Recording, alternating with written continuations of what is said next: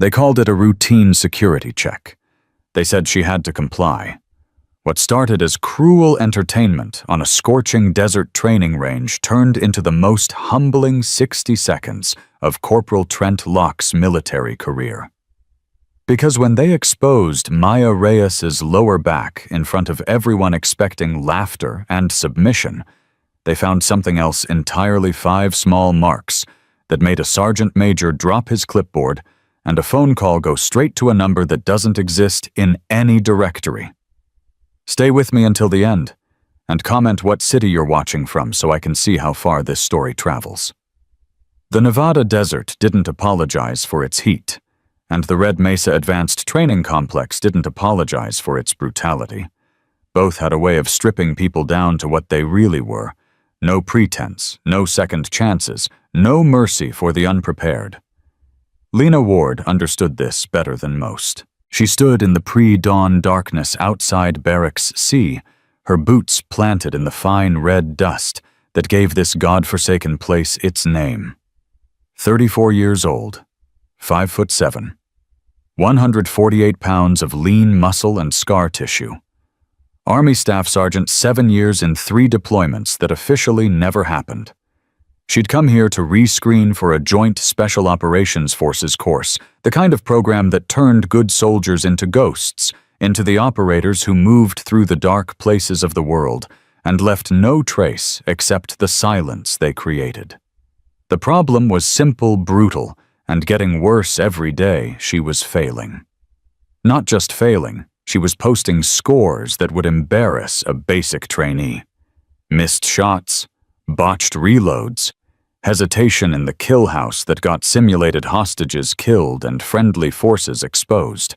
The kind of performance that made instructors shake their heads and reach for the administrative paperwork that meant one thing: you don't belong here. Lena pressed her back against the barracks wall, feeling the cool concrete through her PT shirt. Old habit. Always know what's behind you.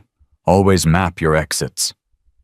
The sun hadn't yet cracked the horizon, but she could hear the bass waking up boots on pavement, the distant bark of commands, the metallic clang of equipment being prepped for another day of separating the capable from the merely willing. Her hands were steady as she checked her gear. They were always steady when no one was watching. "Hey, tourist," the voice cut through the morning quiet like a blade. Lena didn't flinch, another old habit, but she felt the familiar tension coil in her shoulders. She turned slowly, deliberately, and found exactly what she expected: First Lieutenant Evan Markham Goldenboy of the screening class, flanked by his usual trio. Markham moved like a man who'd never failed at anything in his life. 6'2", broad-shouldered, with the kind of symmetrical features and confident swagger that made officers want to promote him and made everyone else want to either follow him or punch him. He'd come to Red Mesa from an administrative posting, all polish and perfect paperwork, and somehow he'd been crushing every drill like he was born to it. Behind him stood his crew Peters, a wiry ranger with narrow eyes and a mean streak. Torres, built like a fire hydrant with the personality to match, and Miller, quiet but complicit, always ready with a smirk when Markham delivered his zingers. "Didn't see you at breakfast, Ward." Markham stopped 5 feet away, close enough to intimidate, far enough to maintain plausible deniability if anyone accused him of crowding her. "Oh, wait, you probably don't want the other candidates to see you eating. Might remind them that you're actually here." Peter snickered. "She's going for the invisible approach. Can't wash out if they forget you exist." Lena met Markham's eyes for exactly 2 seconds, long enough to show she wasn't intimidated, short enough to avoid confrontation. She'd dealt with men like this before. Hell, she'd served with them, bled with them, and in one memorable case in Kandahar, dragged one of them out of a burning vehicle while taking fire from 3 directions. But that was before, when she was someone else. When her hands did what she told them to do, when loud noises didn't lock her muscles up like a seized engine, when she could walk into a dark room without her heart trying to hammer through her ribs. "Just getting some air, sir." Her voice was flat, professional, completely empty of challenge or emotion. Markham tilted his head, studying her, like she was a particularly interesting specimen of failure. "You know what I heard? I heard you used to be good. Like actually competent. Makes me wonder what happened. Bad deployment, lost your nerve." "Or maybe she was never that good to begin with," Torres offered. "You know how it is, combat deployment doesn't mean combat. Plenty of people sit on a phobie for 6 months and come back calling themselves warriors." Lena's jaw tightened, the only sign that the words had landed. She forced herself to breathe evenly, to keep her hands relaxed at her sides, to not give them the reaction they were fishing for. "We've got range time in 20 minutes, she said quietly. "Should probably get ready, sir." Markham's smile had too many teeth. "Oh, I'm always ready, Ward. Question is, are you? Because from where I'm standing, you've been getting ready for 2 weeks and I haven't seen you pass a single drill clean." He stepped closer, dropping his voice to something that could almost pass for concerned. "Look, no shame in washing out. This program isn't for everyone. Hell, it's not for most people. Maybe you should save yourself the embarrassment and ring the bell now before Lieutenant Markham." The voice cracked across the space between them like a gunshot. Master Chief Aaron Rains stood 30 yards away, his silhouette cut sharp against the lightening sky. Even at a distance, the man radiated authority, not the borrowed kind that came with rank, but the earned kind that came from 23 years of doing the job and surviving. "You got time to run your mouth? You got time to run the obstacle course," Rains called out. "Twice. Full kit. Move."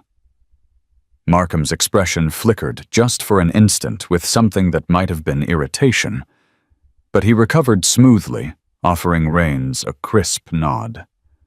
"Yes, Master Chief." As he turned to go, he leaned close to Lena, his voice barely a whisper. "Tick-tock, tourist. Clock's running out." Then he was gone, his crew trailing behind him like pilot fish following a shark. Lena stayed against the wall for another 30 seconds, willing her heart rate back to normal, forcing the tension out of her muscles. Her hands were still steady. They were always steady when no one was watching. But the moment she stepped onto the range, the moment she picked up a weapon with evaluators' eyes on her, the moment the world narrowed to the sound of a buzzer and the pressure of performance, that's when everything fell apart. She didn't understand it, couldn't explain it, only knew it was getting worse. The range was a sprawl of berms and steel targets, pop-up systems and shoot houses designed to simulate every nightmare scenario from urban combat to hostage rescue. Lena had run courses like this 100 times, before had run them in places where missing meant dying, where there were no second chances and no safe words to make the danger stop. But that was before.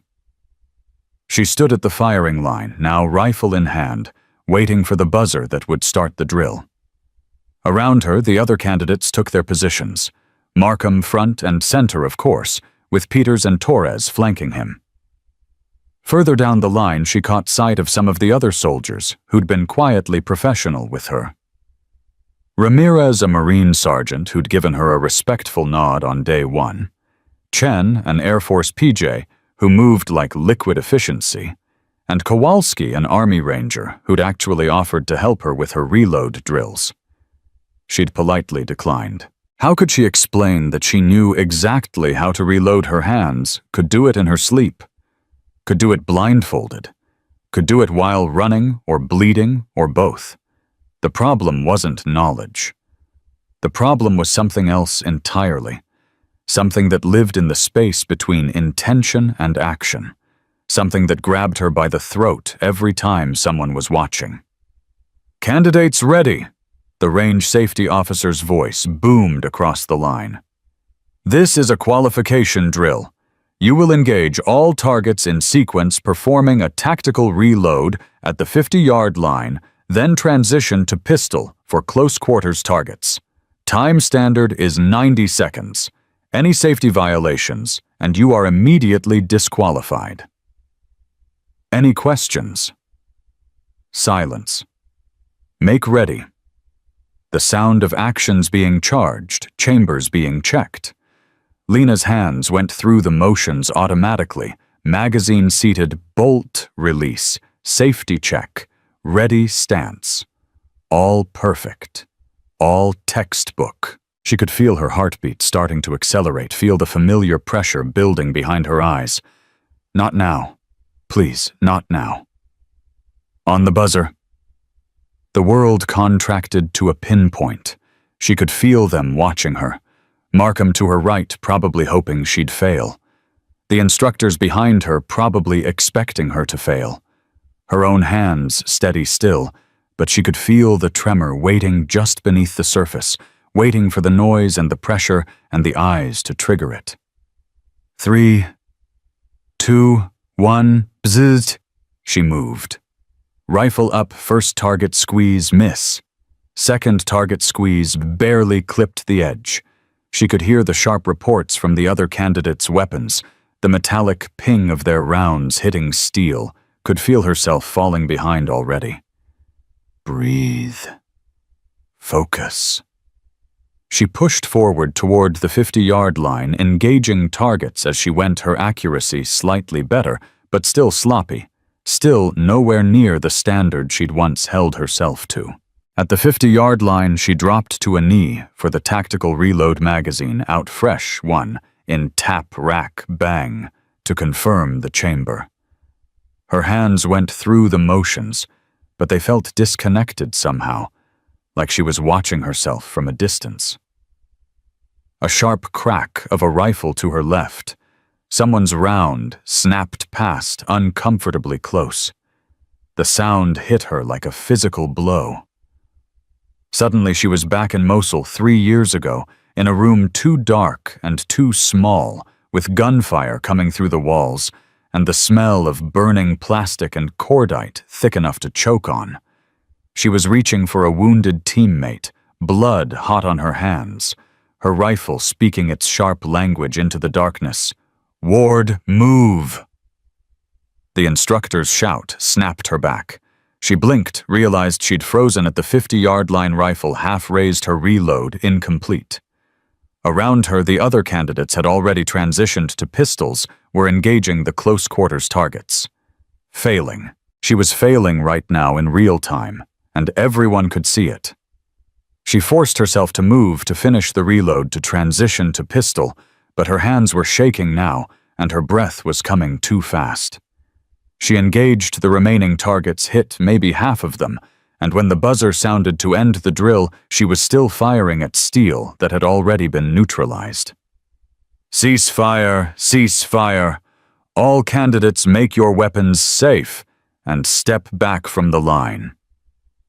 Lena's hands steadied immediately, making her weapons safe with the kind of precision that would have been useful 60 seconds earlier. She stepped back.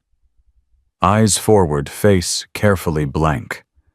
The range safety officer moved down the line, checking targets, calling out scores. When he reached her station, he didn't say anything for a long moment. Then, "Ward, 53 seconds overtime, 42% accuracy. See me after formation." He moved on. She stood there, rifle slung, hands at her sides, feeling the weight of judgment from every direction.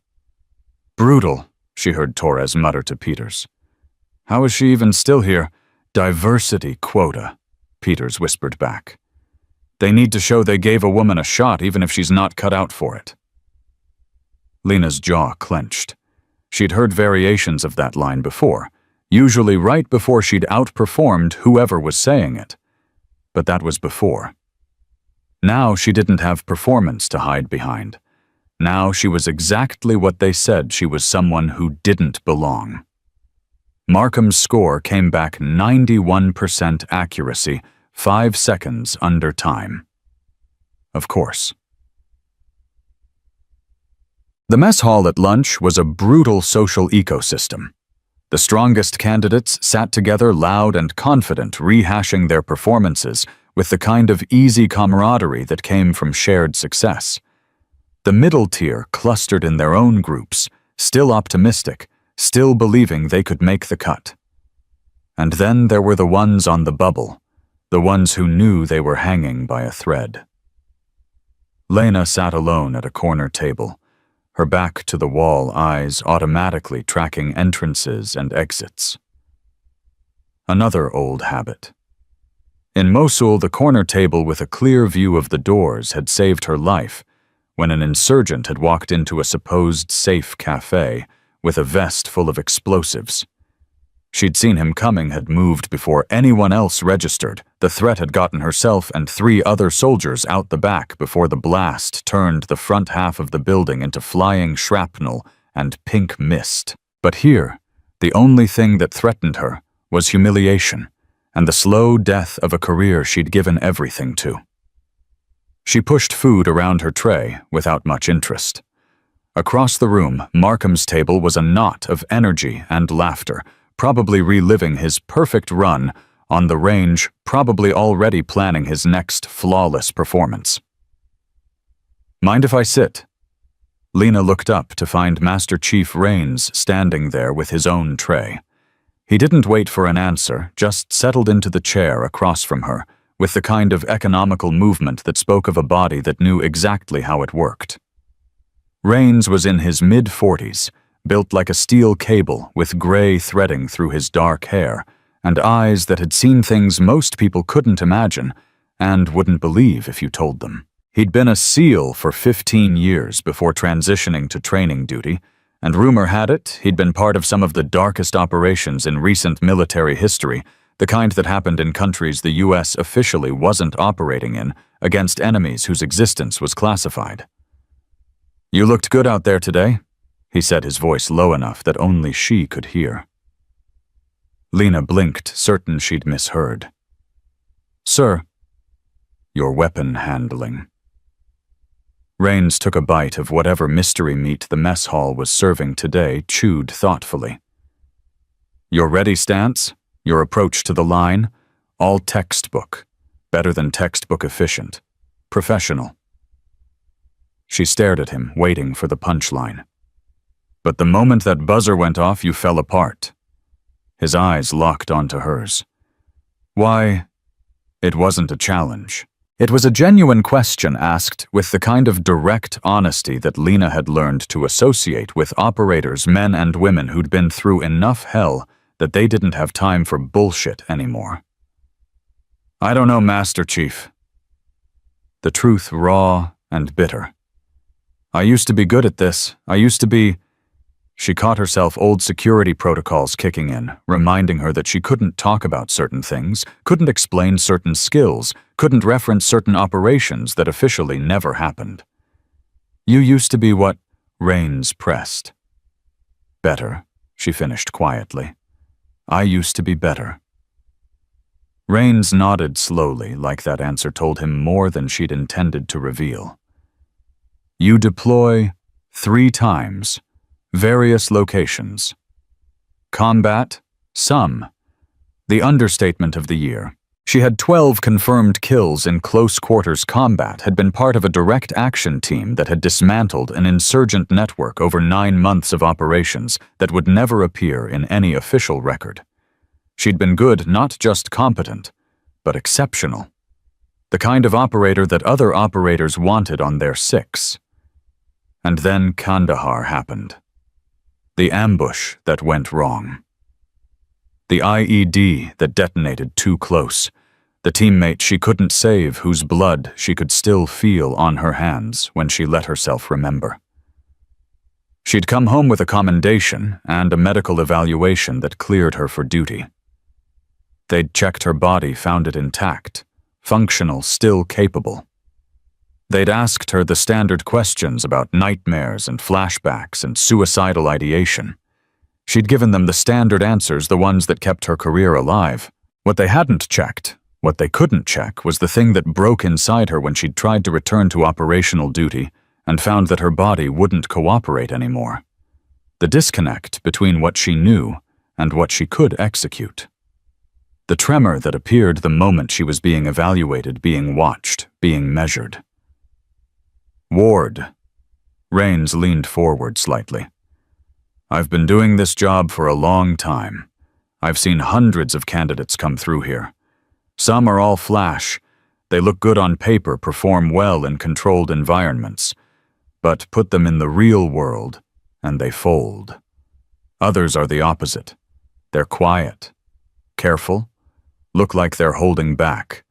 But when it counts, when everything goes sideways and the shooting starts for real, they're the ones still standing when the smoke clears. He paused, holding her gaze. You strike me as the second type. So I'm asking you again, why are you failing? Lena felt something crack inside her chest, not breaking, but fracturing like ice under pressure. How could she explain something she didn't understand herself?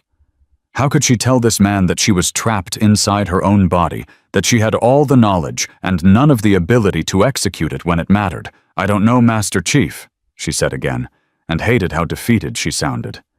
I honestly don't know. Rains studied her for a long moment, then nodded. Fair enough. But Ward, I'm watching you. Not because I think you're going to fail, because I think you're hiding something.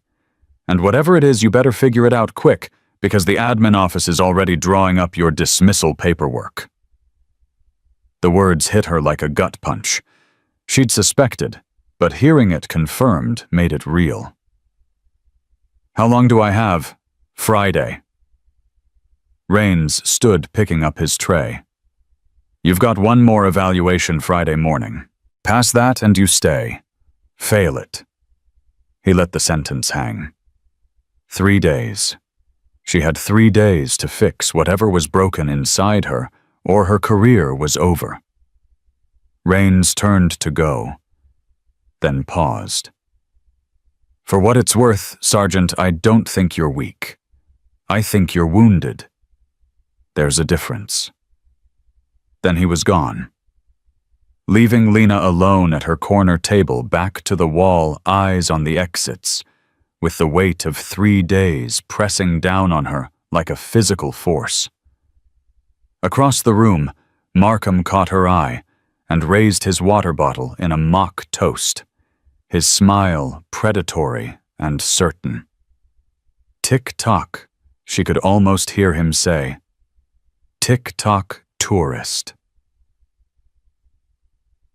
That afternoon's exercise was close-quarters battle in the kill house, a sprawling structure of rooms and corridors designed to simulate urban combat. Teams of 4 would clear the building, neutralizing hostile targets while protecting simulated hostages. Every movement was monitored, every shot recorded, every decision analyzed. Lena found herself paired with Markham Peters and Torres. Of course, the universe had a sense of humor. All right, listen up. Markham gathered them in the staging area, laying out the structure's blueprint. Standard room clearing protocol. I'll take Point Peters on my 6. Torres, your middle. Ward, your rear security. Rear security. The position reserved for the weakest link, the one you couldn't trust in the critical moments. The position that kept her out of the main action. Sir, I can... Lena started. You can watch our backs. Markham cut her off smoothly. That's what you can do. Last thing I need is you freezing up in a fatal funnel and getting us all killed. You good with that, or do you need to ring the bell right now? Peters and Torres watched her, waiting for her reaction. The smart play was to accept the assignment, to swallow her pride and do the job she was given. Fighting Markham here would only make things worse. Roger that, sir. The words tasted like ash. They geared up helmets, armor plates, training weapons loaded with simunition that would sting like hell, but wouldn't cause permanent damage. The instructors ran through the scenario, unknown number of hostiles. 3 hostages, expect resistance. Standard nightmare. The buzzer sounded. They moved. Markham was fast aggressive, hitting the first room hard with Peters right behind him. Training rounds snapped through the air as they engaged pop-up targets. Torres followed them in moving smooth and efficient. Lena hung back at the doorway, rifle up, covering the hallway behind them. Rear security, doing her job, hating every second of it. The team flowed through the building, second room, third room, one hostage secured. Markham was calling the shots, directing movement, and Lena had to admit he was good at it. Fast, decisive, aggressive. The kind of operator who moved with absolute confidence. Maybe too much confidence. They hit the fourth room, and it all went wrong. Markham breached hard, pushing deep into the room before checking his corners. A pop-up hostile appeared at his 9 o'clock, the exact spot he'd failed to clear. Peters tried to swing his weapon around, but the angle was wrong. Torres was blocked by Markham's body position, and the hostile's simulated weapon flashed red. "Markham down," the instructor's voice boomed through the overhead speakers. "You took 3 rounds center mass. You're KIA. Remove yourself from the exercise." Markham froze, his face going red. "That's bullshit. Lieutenant, you are combat ineffective. Remove yourself. Now." Markham stormed out of the kill house, shoulder-checking the doorframe hard enough to make it rattle. Peters and Torres exchanged glances suddenly without their leader. "Ward, your team lead," the instructor announced. "Continue the exercise." And just like that, Lena was exactly where she didn't want to be, making decisions, being watched, being evaluated. Her heart rate spiked immediately, her breath coming faster. But they were mid-exercise. Hostages were waiting. The mission didn't stop just because she was terrified. "Torres, take point. Peters with me. Standard sweep." Her voice came out steadier than she felt. They moved. The next 2 rooms went clean, slow, methodical. None of Markham's aggressive flash, but also none of his mistakes. They secured the second hostage, neutralized 3 more pop-up hostiles, worked their way deeper into the structure. Then they hit the final room, the one that would have the last hostage and the highest concentration of threats. The killing room. Lena's hands were shaking now, the tremor she'd been fighting all day finally breaking through.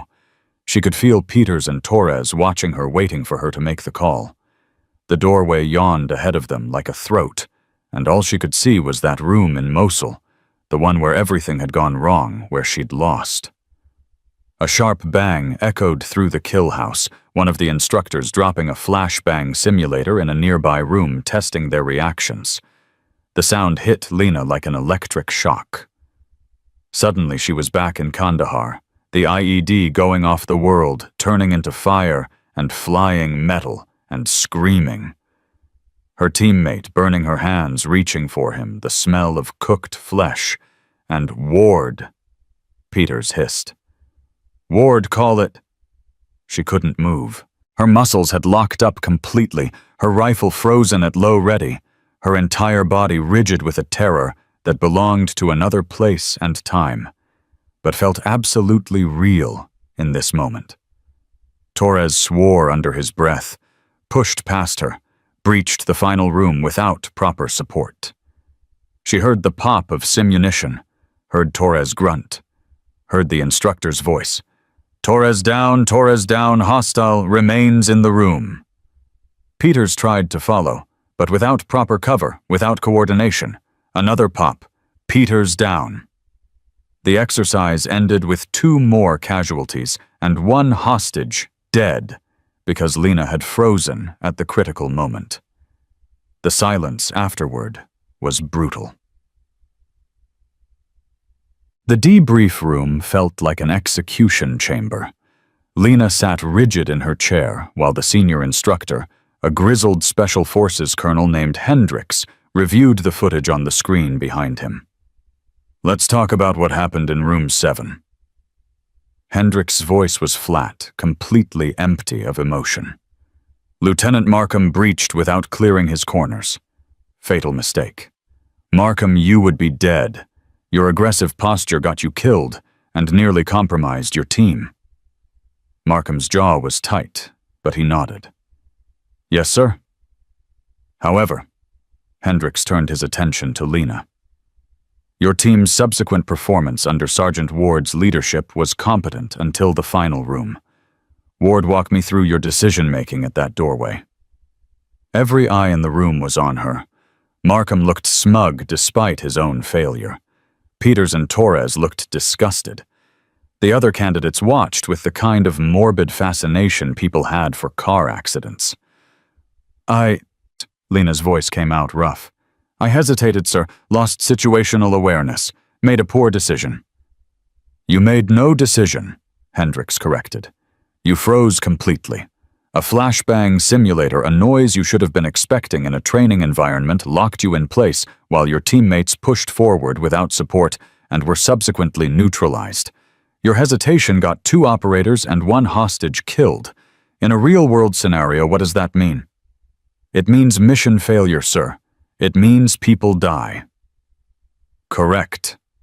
Hendricks closed the laptop, the screen going dark. Ward, I'm recommending you for medical evaluation and administrative separation from this course. Your combat ineffective due to what appears to be post-traumatic stress response. This isn't a judgment on your character or your service record, it's a safety issue. For you, and for anyone who might depend on you in the field. The words landed like hammer blows. Medical evaluation. Administrative separation. It was over. Sir, if I could just... Lena started. Dismissed. Hendricks said not unkindly, but with absolute finality. Report to the admin building at 0800 tomorrow to begin out processing. You'll have until Friday to clear the base. Lena managed a proper salute and walked out of the room with her spine straight and her eyes forward, and the certain knowledge that her career, everything she'd built, everything she'd sacrificed for, was ending in the most humiliating way possible. Behind her, she heard Markham's voice, barely a whisper, but loud enough.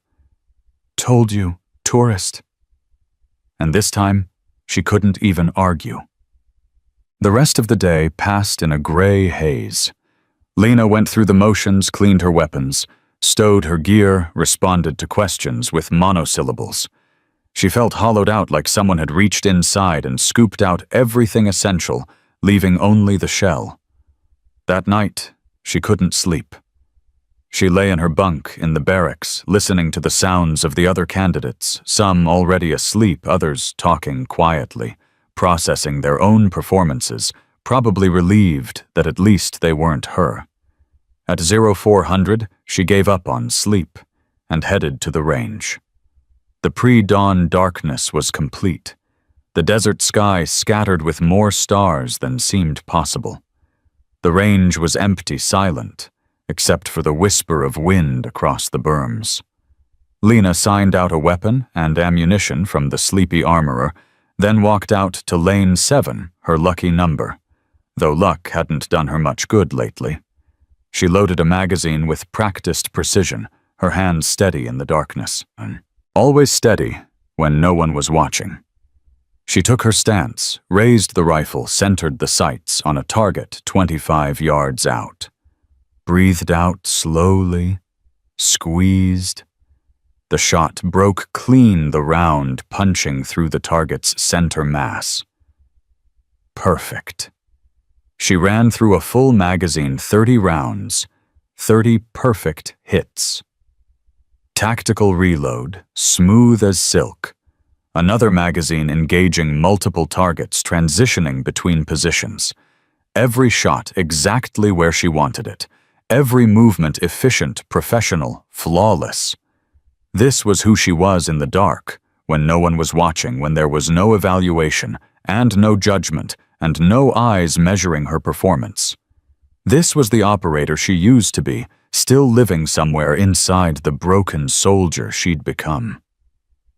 You move different when you think no one's looking. Lena spun rifle coming up, before conscious thought finger indexed along the frame muzzle pointed safe. Master Chief Rains stood 15 feet away, Hands visible, expression unreadable in the darkness. "Easy, Ward." His voice was calm. "Just me." She lowered the weapon, her heart hammering. "Sir? Didn't hear you approach."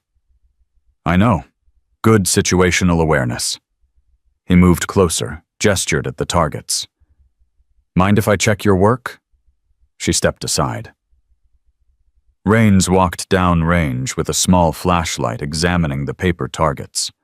When he came back, his expression was thoughtful. 30 rounds, 30 hits, all in the vital zone. Your groupings are tighter than Markham's best run." He studied her in the dim light. "So explain to me why 6 hours ago you couldn't hit water if you fell out of a boat." Lena opened her mouth, closed it. How could she explain the inexplicable? "It's the eyes, isn't it?" Rains said quietly. "The moment someone's watching, something happens. You lock up. But here alone, you're exactly as good as I suspected you were." She didn't answer. Couldn't answer.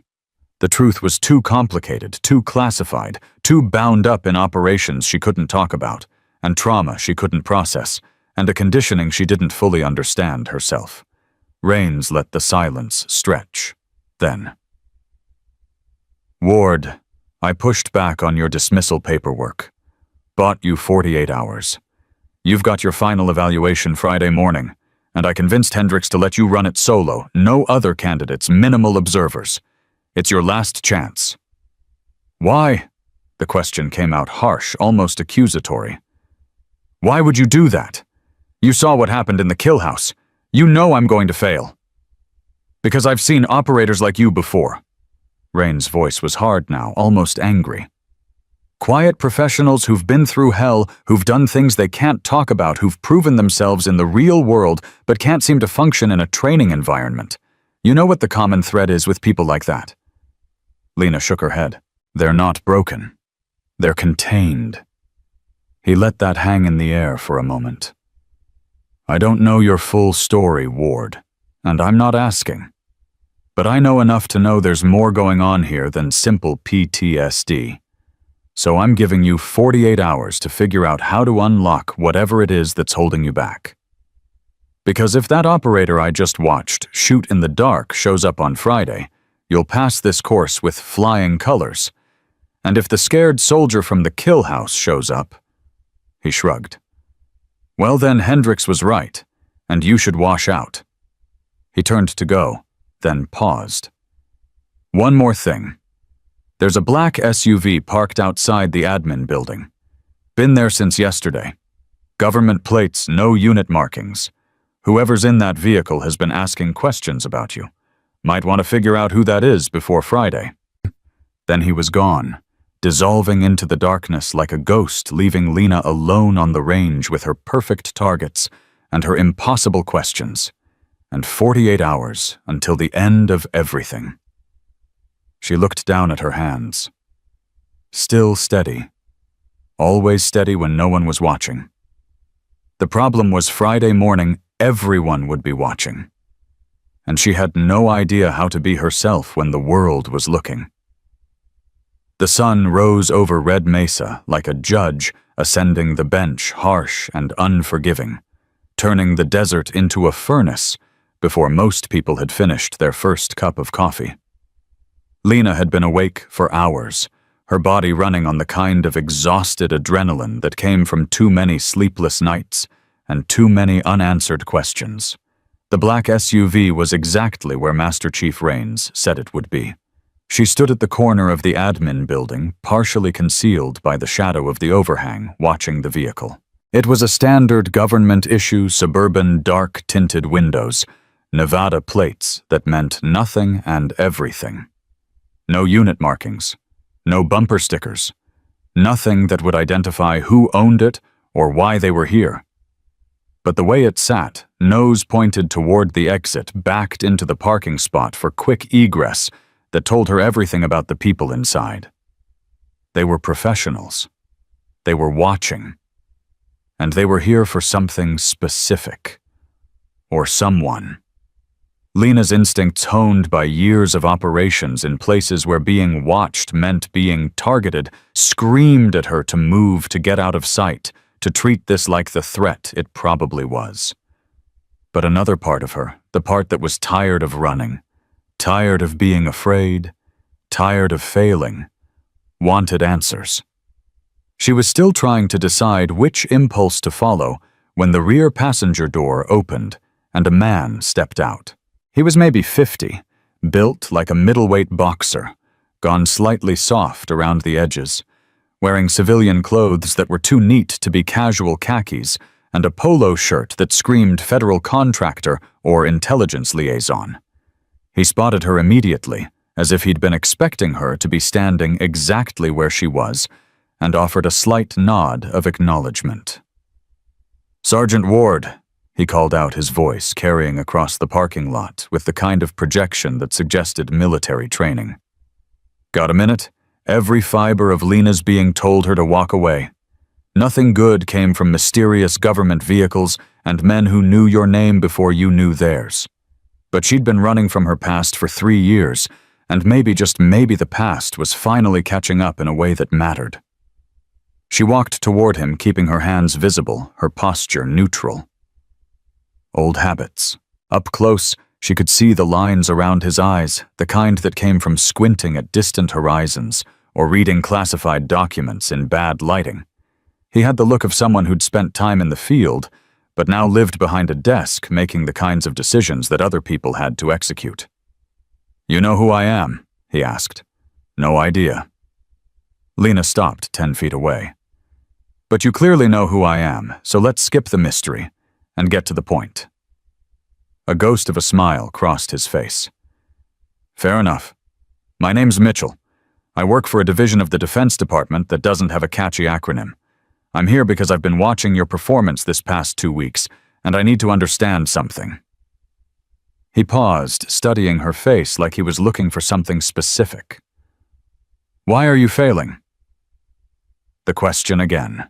Everyone wanted to know why she was failing, as if there was a simple answer, a switch that could be flipped, a magic word that would make everything make sense. "If I knew that," Lena said carefully, "I wouldn't be getting kicked out on Friday." "That's the thing, though." Mitchell took a step closer, lowering his voice.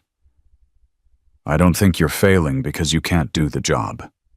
I think you're failing because something won't let you do the job. And I think you know exactly what that something is." Lena's blood went cold. The way he said it, the specificity, the certainty, meant this wasn't a fishing expedition. This was confirmation of something he already knew. "I don't know what you're talking about," she said, but the words came out too defensive, too quick. "Mosul 2022, Mitchell said quietly. "Kandahar 2023. Operations that officially never happened, conducted by teams that officially don't exist. Direct action. Close quarters battle. High-value target elimination. You were part of a classified program, Sergeant. Codename Switchback." The word hit her like a physical blow. Switchback. She hadn't heard that word spoken aloud in 3 years, hadn't let herself think about it, had buried it so deep that sometimes she could almost convince herself it had been a dream, a hallucination, something that happened to someone else. "I can't talk about that," she managed, her throat tight. "I'm not asking you to." Mitchell glanced around, making sure they were still alone. "I'm read into the program. I know what you did. I know what was done to you, and I know why you're failing here." Lena's hands were shaking now, and not from fear, from rage, from 3 years of confusion and self-doubt, and wondering if she was broken, if she was weak, if she was crazy. And this man, this stranger, was standing here telling her he knew. He'd always known. "Then why didn't you help me?" The words came out raw, almost a snarl. "Why did you let me come here, let me humiliate myself, let me fail over and over when you knew?" "Because I needed to be sure. Mitchell interrupted, his voice hardening. The switchback protocols were experimental, controversial. After what happened in Kandahar, after we lost good people because of system failures and bad intelligence, the program was suspended. Everyone involved was debriefed, evaluated, and released back to conventional units. But the conditioning, the protocols that were embedded in you, those don't just go away.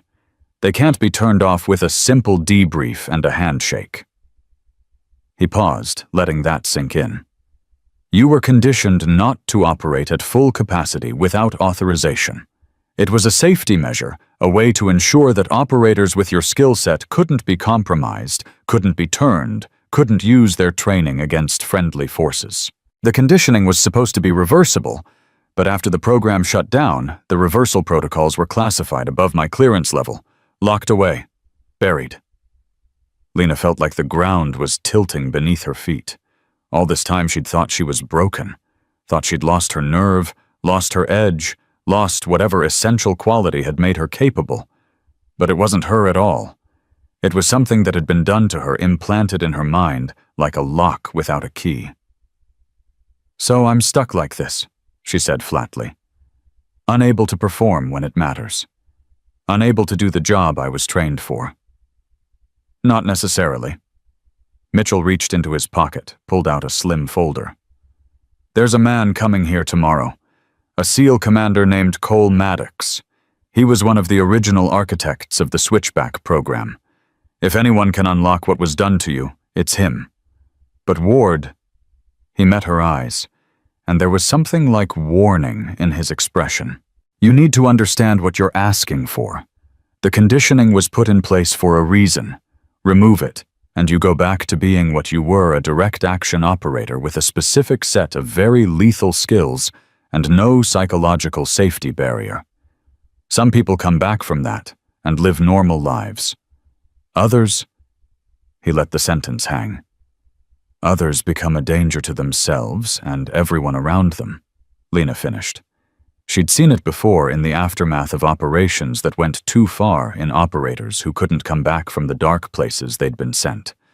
The ones who ate their service weapons, or drove their cars into bridge abutments, or simply disappeared into the population like ghosts haunting the edges of society.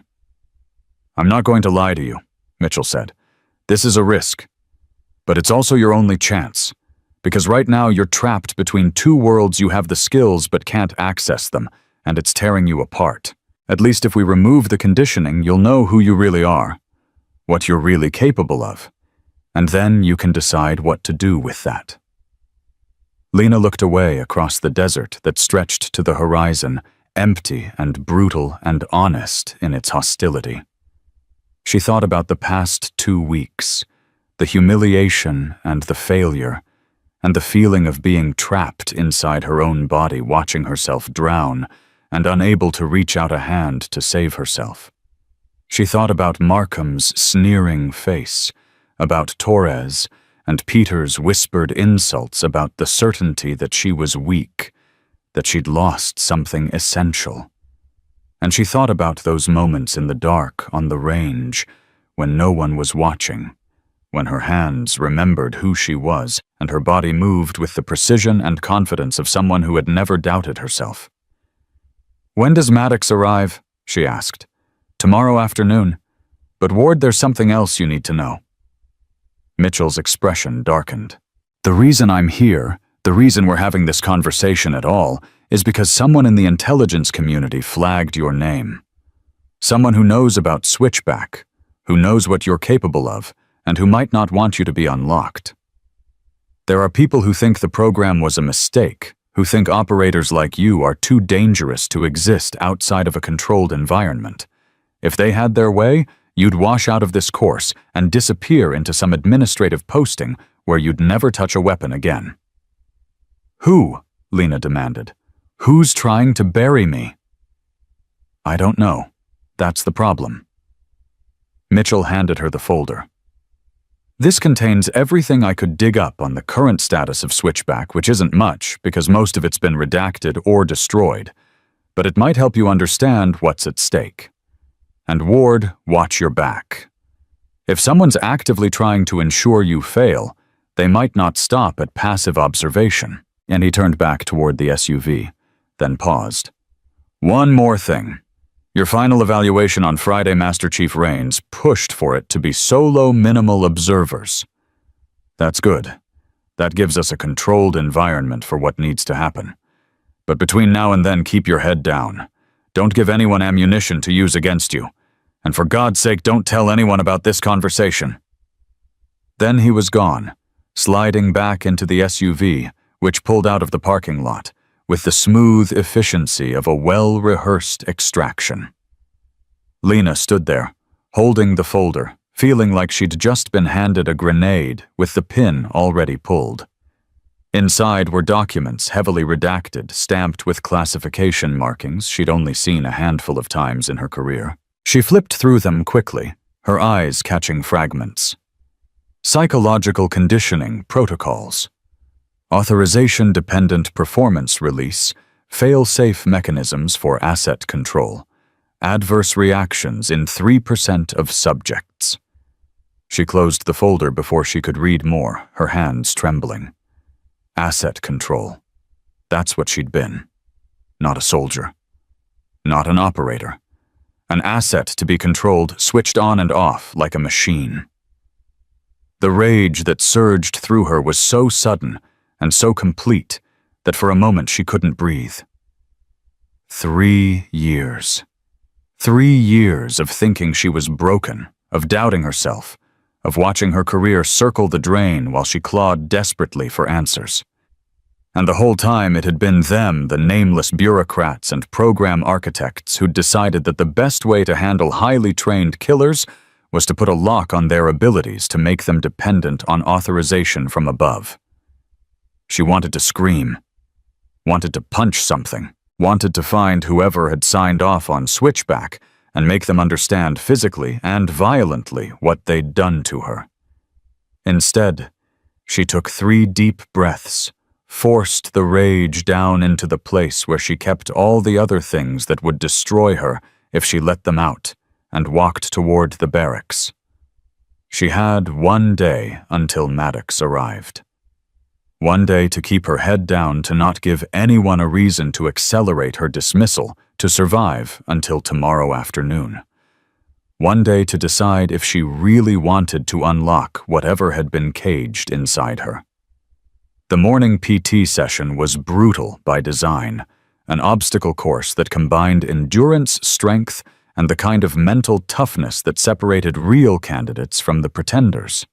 Lena ran it with the rest of her class, her body going through the motions automatically while her mind spun through the implications of Mitchell's revelation. She was halfway through the rope climb when she heard it a sharp metallic snap, the sound of something breaking under tension.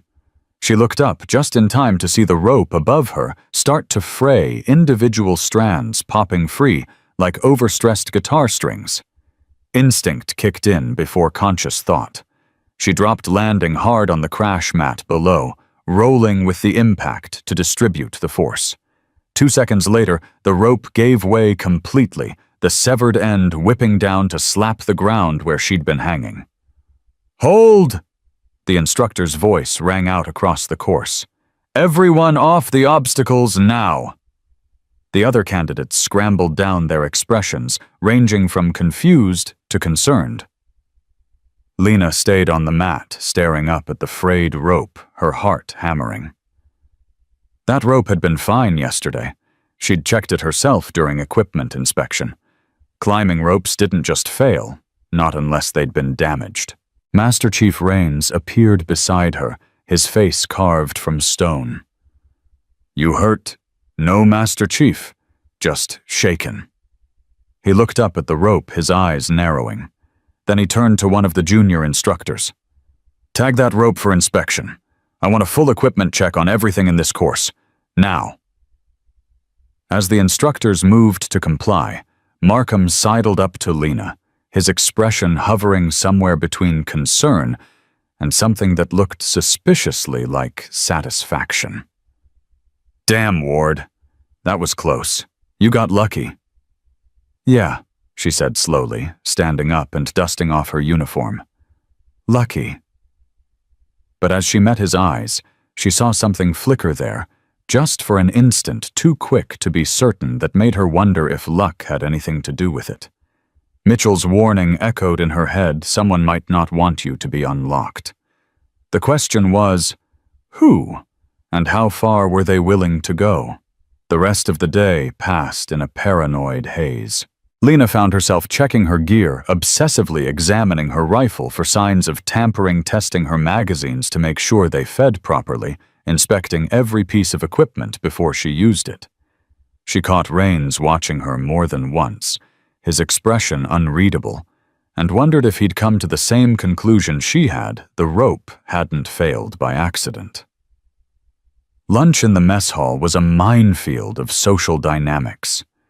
She grabbed her tray and headed for her usual corner table, only to find it occupied by Markham and his crew. They didn't acknowledge her presence, just kept talking amongst themselves, but their body language made it clear she wasn't welcome. Fine. She found another table. This one with a clear view of the entrance and the kitchen old habits, again always calculating fields of fire and escape routes, even in supposedly safe spaces. Mind if I sit? Lena looked up to find Kowalski standing there, tray in hand, his expression carefully neutral. The Army Ranger who'd offered to help her with reload drills that first week before she'd politely declined. Before everyone had figured out she was a lost cause. "It's a free country," she said, which wasn't exactly an invitation but wasn't a rejection either. Kowalski started eating without comment. They sat in silence for a full minute before he spoke. "That rope thing this morning was messed up. Accidents happen. That wasn't an accident." He kept his voice low, his eyes on his food. "I checked that rope during my equipment inspection 2 days ago. It was solid. No fraying, no wear, no damage. Someone cut it not all the way through, just enough to weaken it so it would fail under load." Lena's hand tightened on her fork. "Why are you telling me this?" "Because you're getting screwed." Kowalski finally looked up at her. "I don't know your story. Don't know what's going on with your performance issues. But I've been watching, and something doesn't add up. You move like a pro between drills. Your gear's always squared away. You've got good situational awareness. But the moment evaluation starts, you fall apart." He paused. "Either you're the unluckiest soldier I've ever met, or someone's actively trying to make sure you fail. And after this morning, I'm leaning toward the second option." "You should stay out of it," Lena said quietly. "Whatever this is, it's my problem. No reason for you to get caught in the blast radius." "Maybe." Kowalski went back to his food. "But here's the thing, I came here to train with the best, to learn from people who know what they're doing. And I got a feeling that if you could actually show us what you're capable of, we'd all learn something valuable. So yeah, it's your problem, but it's also a waste of potential, and I don't like waste." Before Lena could respond, a commotion near the entrance drew everyone's attention. A small cluster of brass had entered officers she didn't recognize, wearing uniforms that were too clean for people who spent time in the field. Behind them walked a man in civilian clothes who moved with the kind of loose confidence that screamed Special Operations loose canvas pants, a simple t-shirt that did nothing to hide his build, and eyes that swept the room with professional assessment. Commander Cole Maddox had arrived a day early. Lena knew it was him before anyone said a word. Something about his presence, the way other operators in the room subtly oriented toward him, the way even the senior instructors straightened their posture, marked him as someone important, someone dangerous, someone who'd earned respect the hard way. His eyes found her across the mess hall, held her gaze for exactly 2 seconds, long enough to acknowledge, not long enough to draw attention, and then moved on. But in those 2 seconds, Lena felt something shift inside her, like a lock tumbling into place, like a door that had been sealed shut, suddenly developing cracks in its frame. "Who's that?" Kowalski asked, following her line of sight. "No idea," Lena lied. "Must be somebody important." But she knew. And more importantly, he knew. And whatever happened next, whatever Mitchell had set in motion by bringing Maddox here, it was going to change everything. She just wasn't sure if change would mean salvation or destruction. That evening, Lena found herself in the equipment cage, ostensibly cleaning her rifle, but really just killing time until she could figure out what to do next. Maddox was here.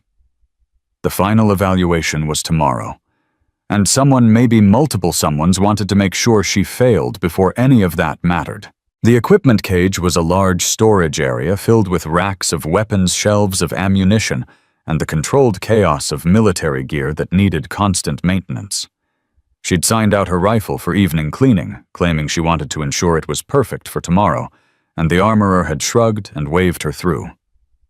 Now she sat at one of the cleaning benches, field stripping her weapon with automatic precision, her mind spinning through scenarios and outcomes.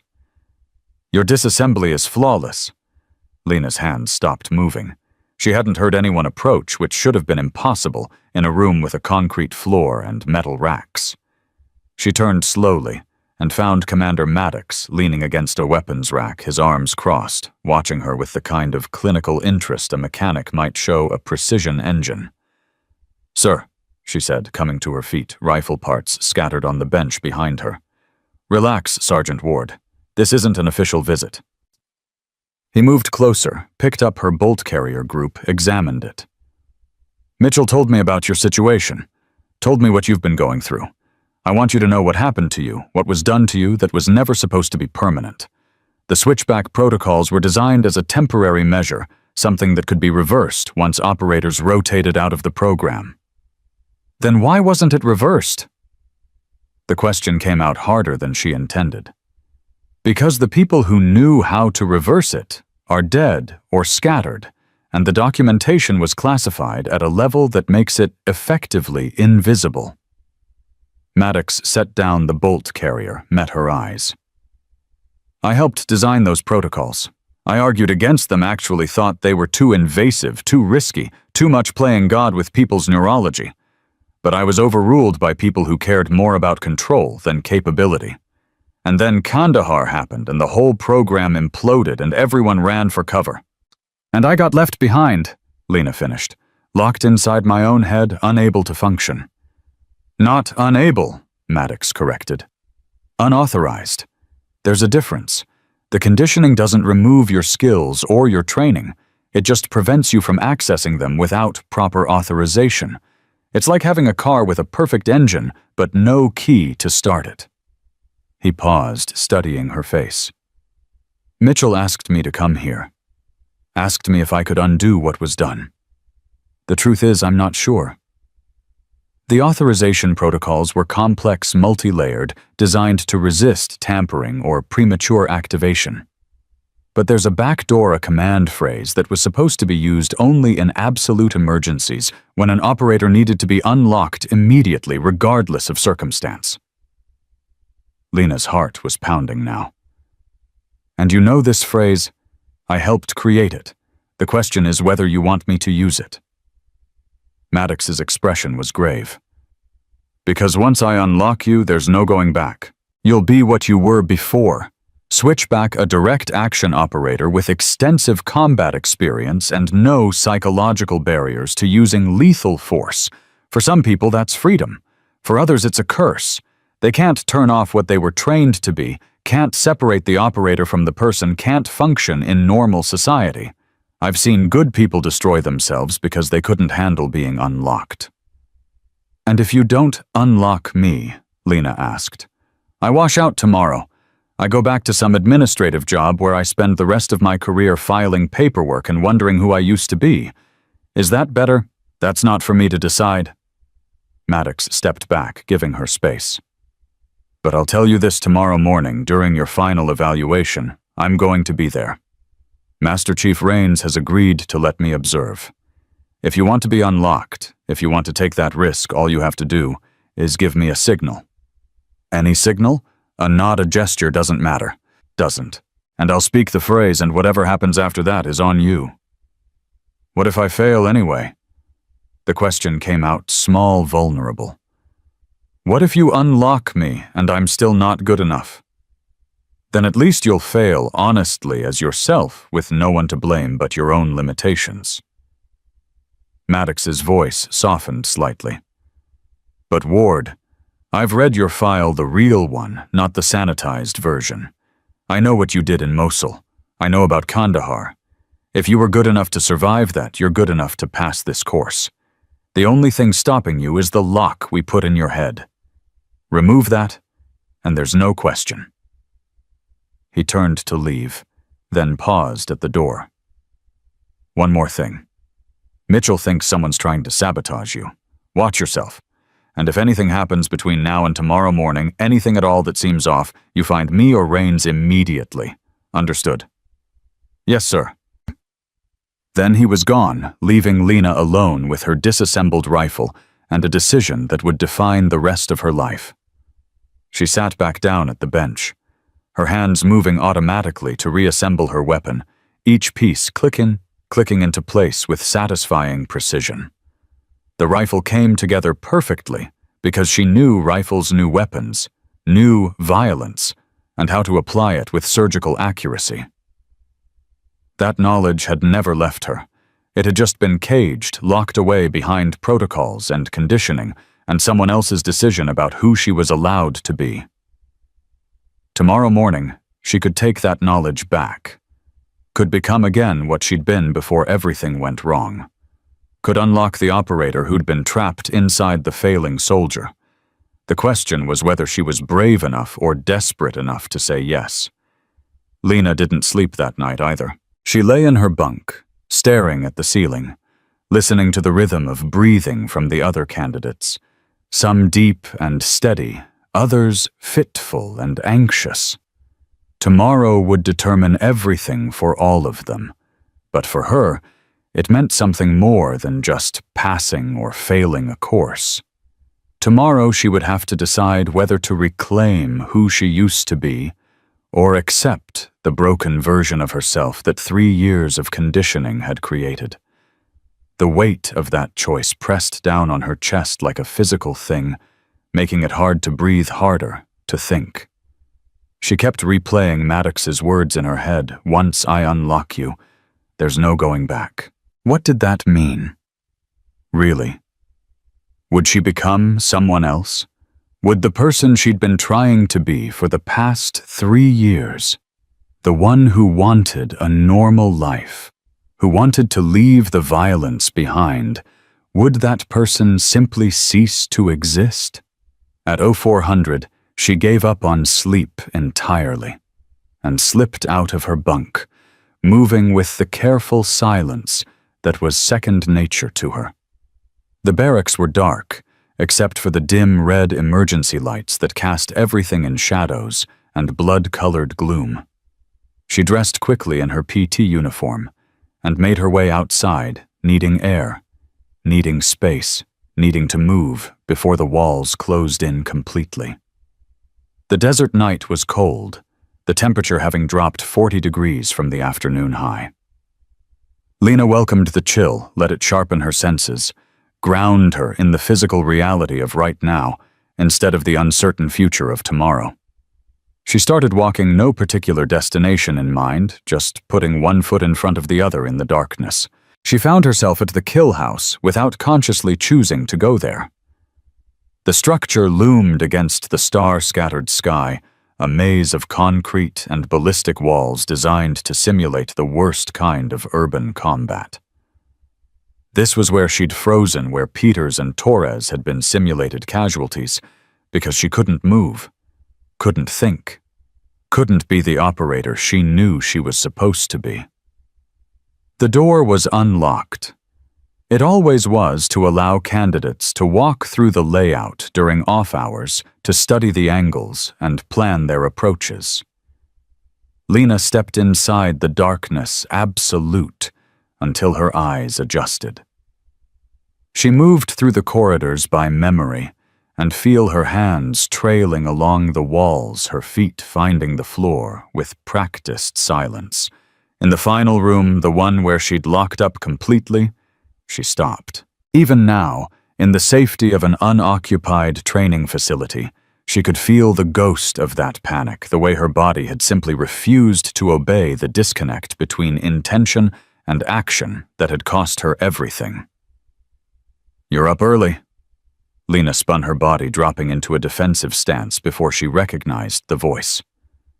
Master Chief Rains stood in the doorway, backlit by the faint pre-dawn light, his expression unreadable in the shadows. "Couldn't sleep, Master Chief," she said, forcing herself to relax. "Thought I'd walk the course one more time before tomorrow." "Tomorrow's today now," Rains corrected, stepping into the room. "It's 0430.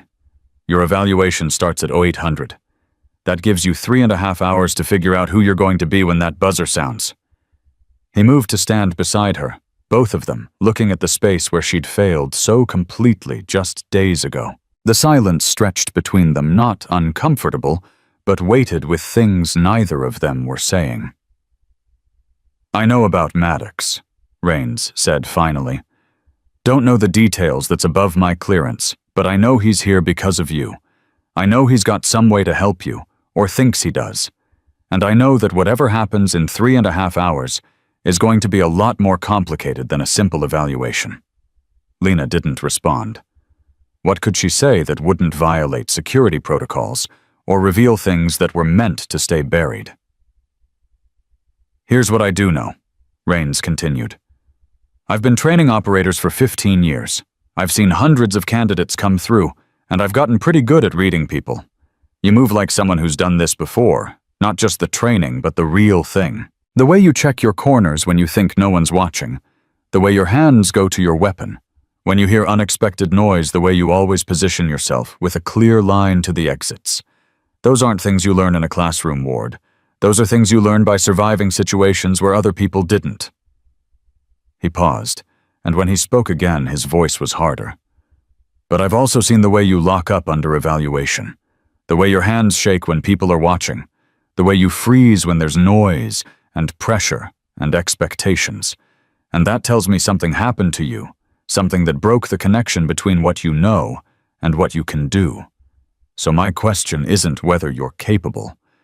My question is whether whatever Maddox is offering is going to fix that connection or just give you a different set of problems." Lena turned to face him, fully grateful for the darkness that hid her expression. "What if I don't know the answer to that?" "Then you're going to have to trust your gut," Rains said. "Which is a hell of a thing to ask someone whose gut has been wrong for 3 years. But here's what I'll tell you, and this is just my opinion, not as an instructor, but as someone who's been where you are. Being broken and knowing you're broken is hell. But being fixed and not knowing who you are anymore, that might be worse.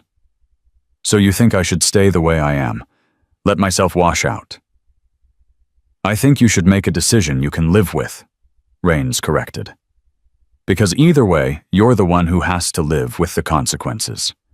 Maddox leaves after today. I go back to training the next class. But you're stuck with yourself for the rest of your life. Make sure you choose a version of yourself you can stand to be around." He moved toward the door, then stopped. "One more thing. Your evaluation today is going to have observers' standard protocol, but I've limited it to essential personnel only. Me, one safety officer, and Commander Maddox. No other candidates, no brass looking to make an example. If you're going to do whatever it is you're going to do, you'll have as much privacy as I can give you." "Thank you, Master Chief." "Don't thank me yet. You might hate me by the end of the day." Then he was gone, his footsteps fading into the pre-dawn silence, leaving Lena alone in the room where she'd failed with 3 hours until she'd have to decide whether to fail again or become someone she wasn't sure she wanted to be. She stayed there for another 20 minutes, standing in the darkness, letting the silence settle into her bones. Then she walked back to the barracks, moving with purpose, now her decision made, even if she couldn't quite articulate why. Whatever happened at 0800, she was done being afraid of herself. The morning passed in a blur of routine and nervous energy. Lena went through her pre-evaluation ritual with mechanical precision, checked her gear twice, test, fired her weapons to confirm 0, reviewed the course layout one final time. The other candidates gave her a wide berth, either out of respect for someone facing their final chance or out of a desire not to be associated with failure. Only Kowalski caught her eye across the equipment yard, gave her a slight nod that might have been encouragement or might have been goodbye. At 0745, she reported to the staging area outside the main training compound. The course layout was different than anything she'd run before, a combination of multiple disciplines designed to test every aspect of operational capability. Long-range marksmanship transitioning to close-quarters battle obstacle navigation under time pressure, tactical decision-making under stress. It was the kind of comprehensive evaluation that separated true operators from everyone else. Master Chief Rains was already there, along with a safety officer she recognized, but didn't know personally. And standing slightly apart from them both, dressed in casual field clothes that somehow made him look more military than any uniform, was Commander Cole Maddox. His eyes met hers across the staging area, and she saw the question there. Are you ready? Are you sure? Is this really what you want? Lena took a breath and gave the smallest nod, barely a movement, just the slightest inclination of her head that could have been mistaken for adjusting her helmet. But Maddox saw it. His expression didn't change, but something in his posture shifted, a subtle squaring of his shoulders that said he understood he was ready. They were committed now. Sergeant Ward, Rains's voice was formal, professional, the voice of an instructor addressing a candidate. This is your final evaluation for continuation in the Special Operations Screening Course. You will complete all phases of the course within time standards and safety protocols. Failure to meet standards on any single phase constitutes an overall failure. Do you understand? Yes, Master Chief. Any questions before we begin? No, Master Chief. Then make ready. Lena moved to the starting line. Her rifle slung her sidearm, holstered her body coiled and ready. The course stretched out before her first phase was 200 yards of broken terrain, leading to a shooting position where she'd have to engage 6 targets at ranges from 100 to 400 meters. Then transition to the kill house for close-quarters battle. Then a final phase that involved hostage rescue under simulated fire. It was designed to break her. To confirm what everyone already knew, that she couldn't perform under pressure, that she was damaged goods, that whatever she'd once been was gone forever. But standing there on the line waiting for the buzzer, Lena felt something strange and unfamiliar. Not fear, not anxiety, not the crushing weight of expectation that usually locked her muscles and made her hands shake. Instead, she felt calm, centered, like standing in the eye of a storm with chaos all around, but perfect stillness at the core. On my mark, Rains called out. 3, 2, 1. The buzzer sounded. Lena moved, pushing forward across the broken terrain with fluid efficiency. Her breathing was steady, her movements economical, her mind clear, and focused on the next obstacle, the next movement, the next second. She reached the shooting position and dropped into prone, her rifle coming up smooth and fast, her sight picture perfect. First target 100 meters. Breathe out, squeeze the rifle, speaking its sharp language. The steel rang with impact. Second target 200 meters. Wind correction, breath control, squeeze. Hit.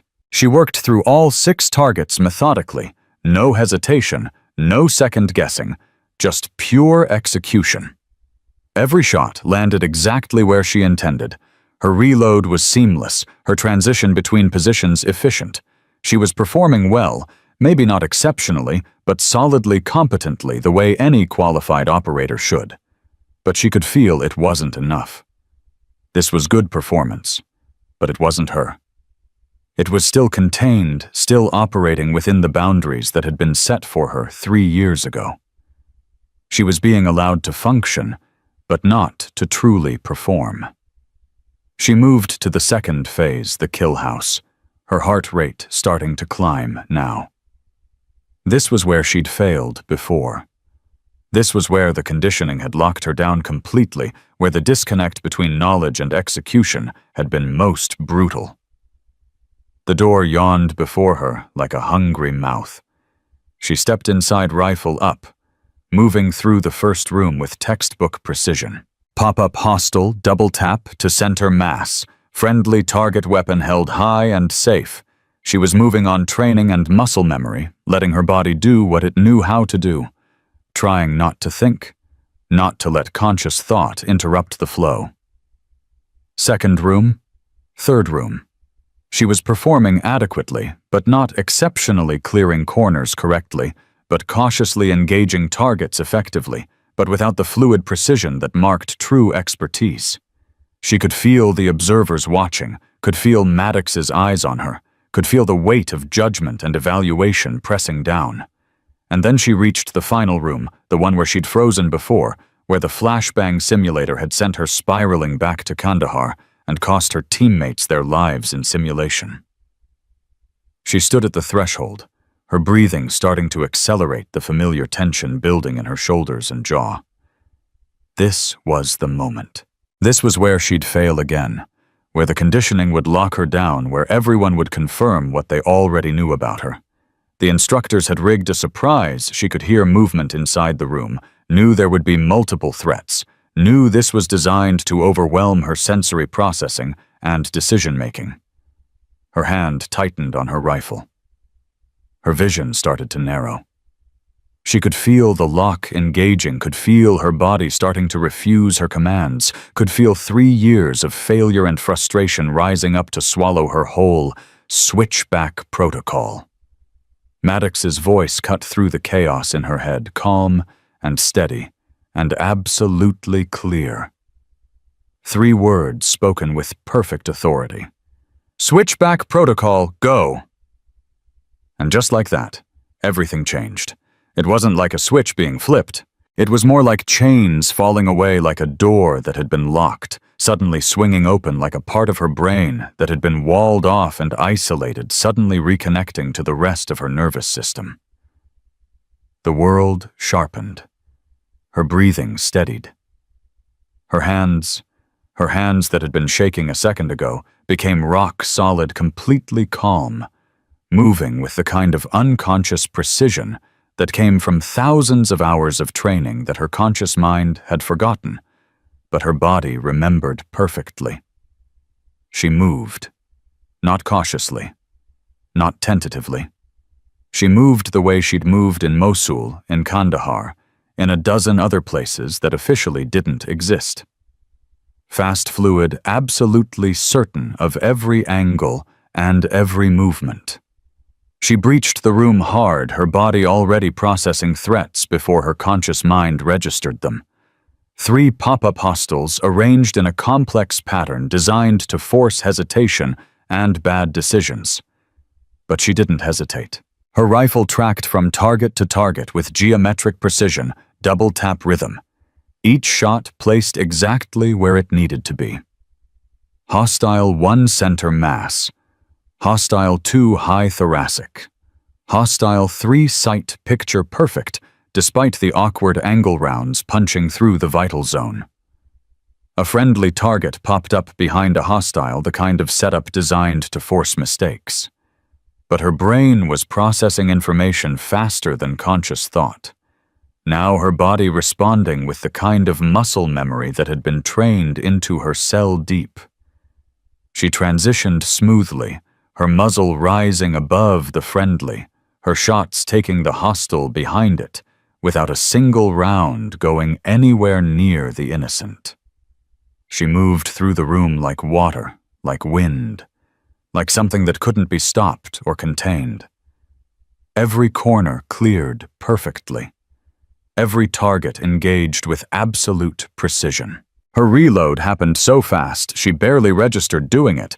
her hands knowing what they needed to do without conscious direction.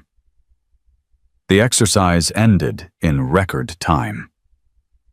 She cleared the final hostel, secured the simulated hostage, established a safe perimeter, all within 63 seconds, a time that would have been competitive with the best operators in the program. She stood there in the cleared room, her rifle at low, ready, her breathing calm and controlled, and felt completely and utterly herself for the first time in 3 years. The silence that followed was absolute. She could hear her own heartbeat, steady and strong, could hear the slight whisper of wind through the kill house ventilation, could hear distantly someone breathing hard with shock or surprise. She walked out of this kill house and found Rains staring at her with an expression she couldn't quite read, somewhere between stunned and vindicated, like a man who'd bet everything on a long shot and just watched it come in first. The safety officer was checking his stopwatch, then checking it again like he couldn't believe the numbers. And Maddox stood with his arms crossed, his face carefully neutral, but there was something in his eyes that might have been satisfaction, or might have been concern. He'd unlocked her, proven that the conditioning could be reversed, shown that she was exactly as capable as her record suggested. But they both knew what that meant. They both understood what had just been released back into the world. "Time," Rains asked, his voice rough. 63 seconds, the safety officer reported. "Perfect score on target discrimination. 0 safety violations. It's the best run I've seen in my 2 years at this facility." Rains turned to Lena, his eyes searching her face. "How do you feel?" It was a strange question, more personal than professional, and she understood what he was really asking. "Are you still you? Are you okay? Did we just help you or break you in a different way?" "I feel like myself, Master Chief," she said quietly. "For the first time in a long time, I feel like myself." "Good," Rains nodded slowly. "Because you've got one more phase to complete, and it's the hardest one. Final scenario hostage rescue with multiple hostiles and civilians in a complex environment. You ready?" Was she ready? 3 minutes ago, she would have said no, would have felt the crushing weight of anxiety and expectation. But now, with the conditioning lifted and her full capabilities restored, she felt something she hadn't felt in years: confidence. Not arrogance, not false bravado, but the simple, solid certainty that came from knowing exactly what she was capable of and trusting herself to execute. "Yes, Master Chief, I'm ready." The final scenario was designed to be impossible, or at least impossible to complete perfectly. Multiple rooms, 12 hostiles, 4 hostages, conflicting information, time pressure, and simulation rounds coming from multiple directions. The kind of scenario where success meant accepting losses and making hard choices about who to save and who to sacrifice. But Lena didn't accept that framework. Didn't accept that losses were inevitable, or that hard choices were necessary. She moved through the scenario like she was reading a language that everyone else saw as gibberish, her brain processing the tactical geometry with perfect clarity. She used angles to engage multiple hostiles, simultaneously used cover to protect hostages, while she cleared threats, used timing to ensure that she was always moving, always 2 steps ahead of the scenario designer's expectations. Her shoulder switched smoothly from right to left as she cleared corners, maximizing her field of fire while minimizing her exposure. Her reloads happened in dead space during transitions between rooms when no immediate threats were present. She saved all 4 hostages, neutralized all 12 hostiles, took 0 hits from simulation rounds, and did it all in under 4 minutes, moving with the kind of fluid precision that made it look easy, even though everyone watching knew it absolutely wasn't. When she emerged from the final building, clearing it with the last hostage in tow, she found not just Rains and Maddox waiting, but a small crowd that had gathered. Other candidates who'd heard something was happening, instructors who'd been pulled from other duties to watch, even a few senior officers who'd materialized from wherever senior officers spent their time when they weren't making other people's lives difficult. And standing at the edge of the crowd, his face carved from stone, but his eyes burning with something that might have been anger or might have been fear, was Lieutenant Markham. Rains stepped forward, his voice carrying across the suddenly silent training area. "Sergeant Ward, final evaluation results marksmanship phase, perfect score. Close quarters battle, perfect score. Hostage rescue, perfect score.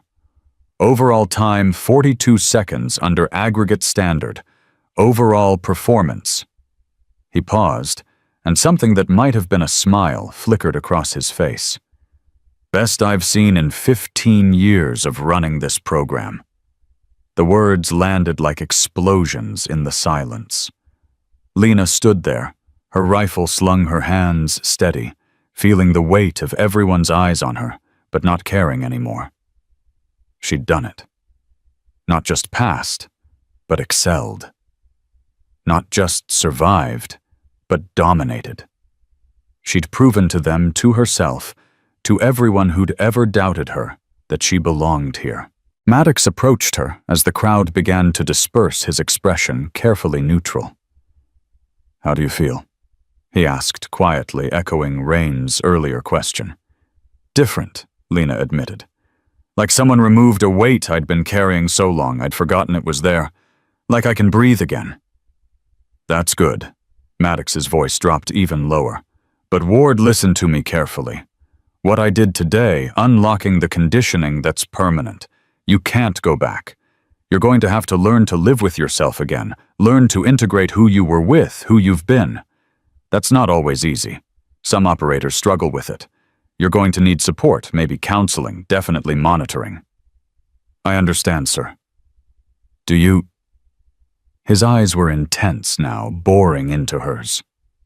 "Because I've seen what happens when people like you get unlocked and then can't handle it. I've scraped operators off bathroom floors after they put a gun in their mouth because they couldn't reconcile the things they'd done with the person they wanted to be.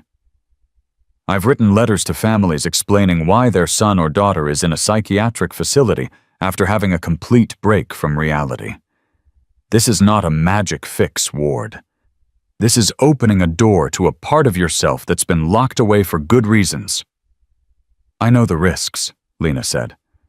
"And I'm still standing here, aren't I? Still sane. Still functional. Maybe that means I'm going to be okay." "Maybe," Maddox acknowledged. "Or maybe it just means you haven't fully processed what just happened yet. Either way, you're not alone in this. Mitchell's going to set you up with resources, people who understand what you've been through and what you're going to deal with going forward. Use them. Don't try to tough this out by yourself."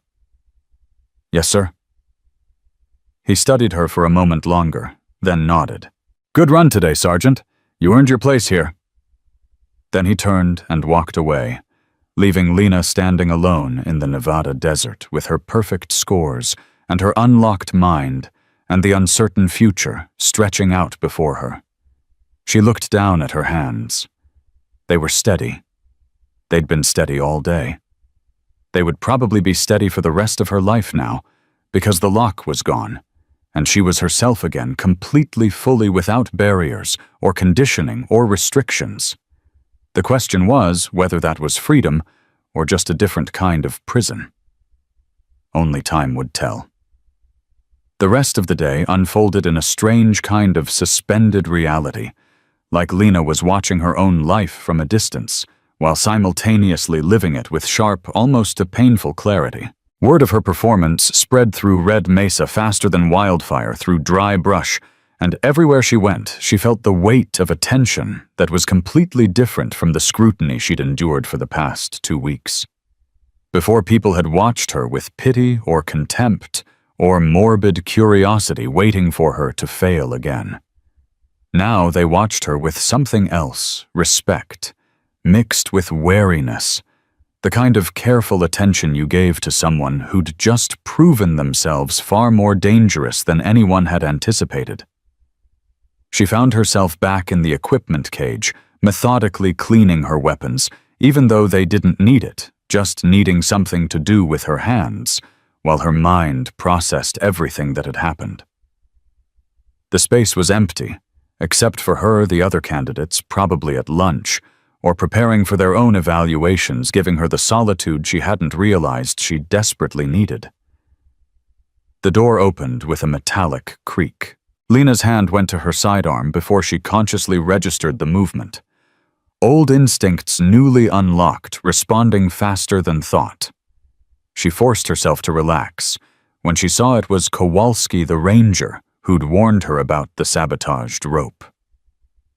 "Easy there, Sergeant," he said, hands visible, and empty, a slight smile on his face. "Just wanted to say congratulations. That was one hell of a run this morning." "Thanks."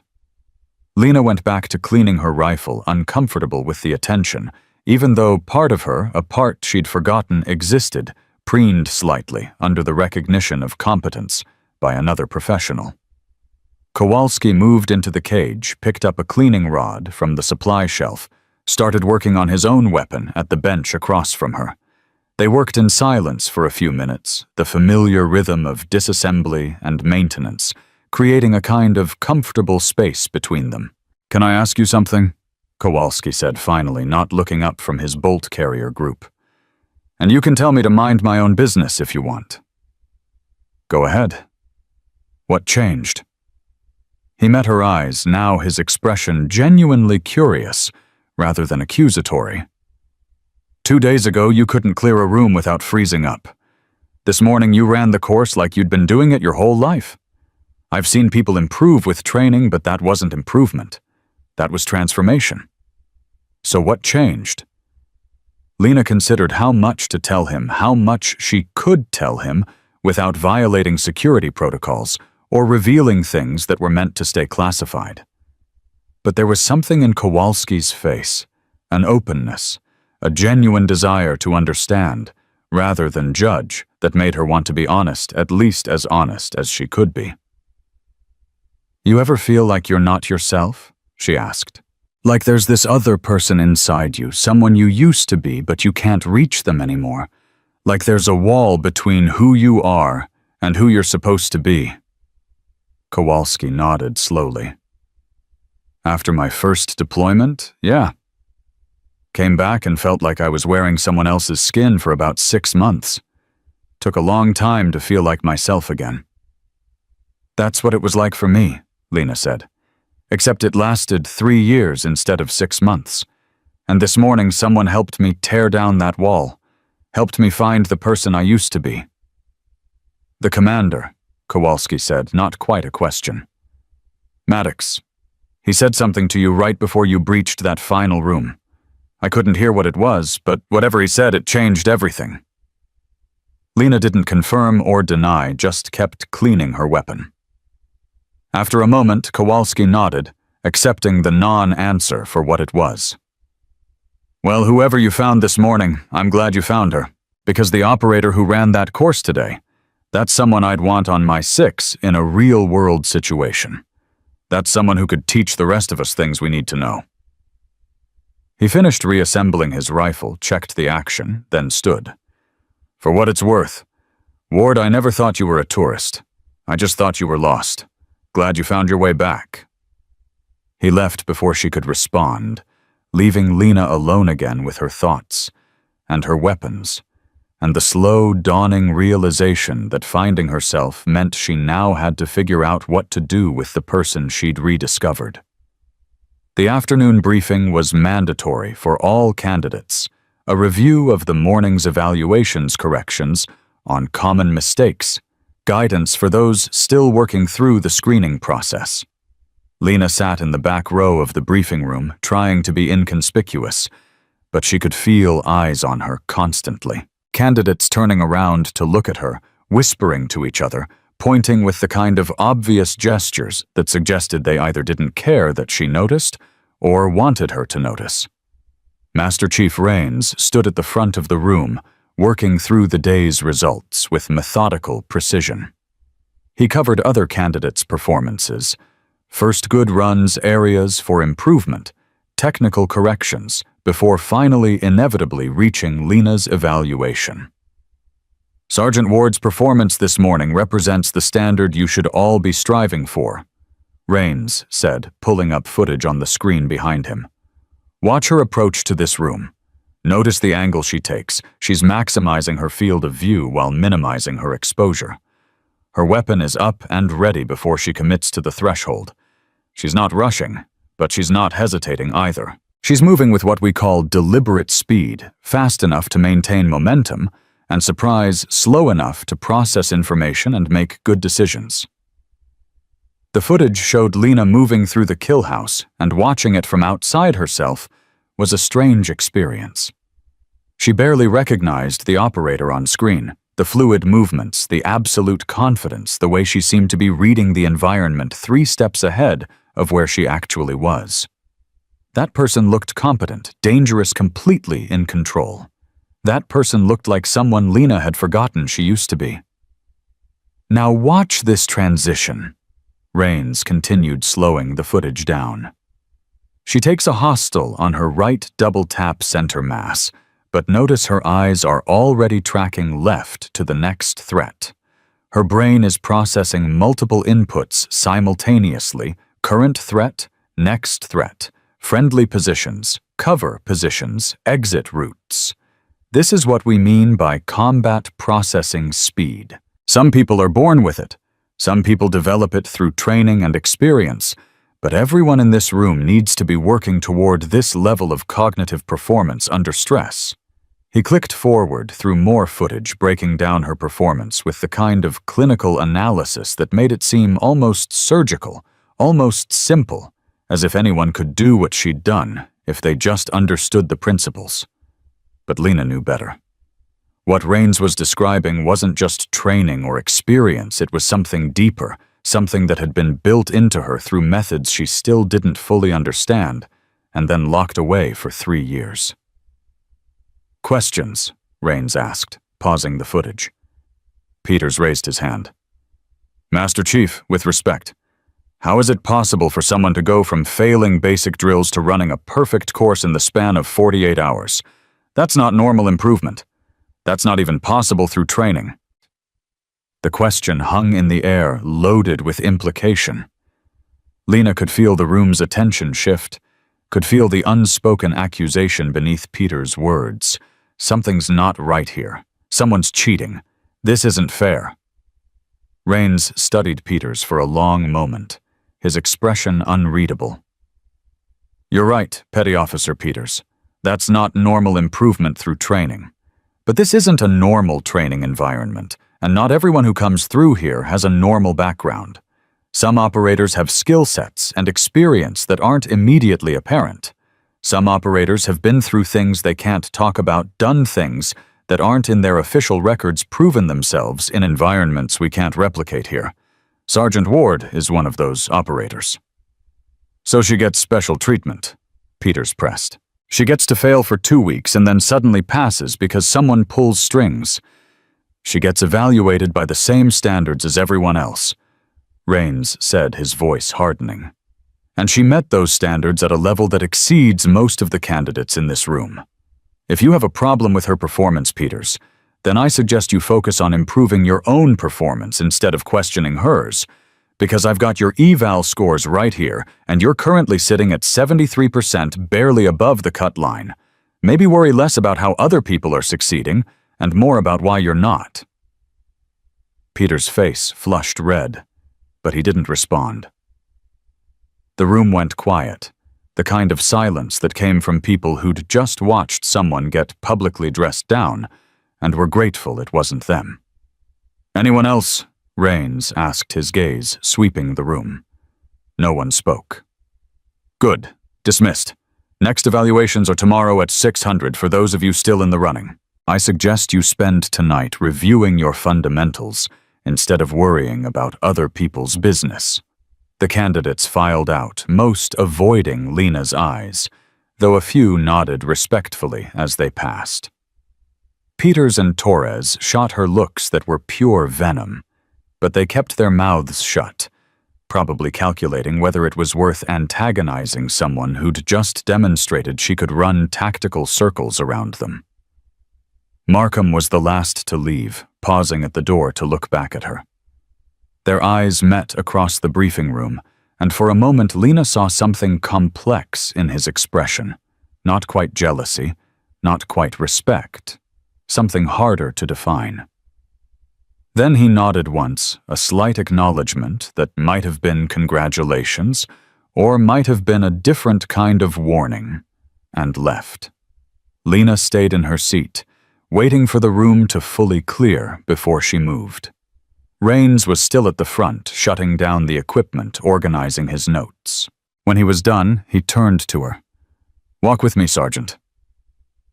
It wasn't a request. Lena followed him out of the briefing room and across the compound past the training facilities and equipment yards toward the administrative buildings. They walked in silence for several minutes before Raines spoke. "I need you to understand something," he said, his voice low enough that only she could hear. "What happened this morning, that wasn't just about you passing a course. That was about proving something to people who've been watching this facility, watching this program, looking for reasons to shut us down or change how we operate. There are people in Washington who think special operations training has become too insular, too secretive, too willing to bend rules for candidates who have the right connections or the right clearances." He paused, checking their surroundings before continuing. "Your performance this morning was so far beyond normal improvement that it's going to raise questions. Peters wasn't wrong about that. It's not normal, it's not standard, and it's going to look suspicious to anyone who doesn't know the full story. Which means I need to know, is there anything about your situation that's going to come back and bite this program? Anything. I need to be prepared to defend or explain." Lena considered her words carefully. "My improvement was the result of addressing a medical issue that had been impacting my performance. The issue has been resolved. I'm fully capable of performing at the level you saw this morning, and that capability is sustainable. Nothing I've done violates any regulation or policy. Everything was done with proper authorization from people with appropriate clearance levels." It was technically true, even if it left out about 90% of the actual story.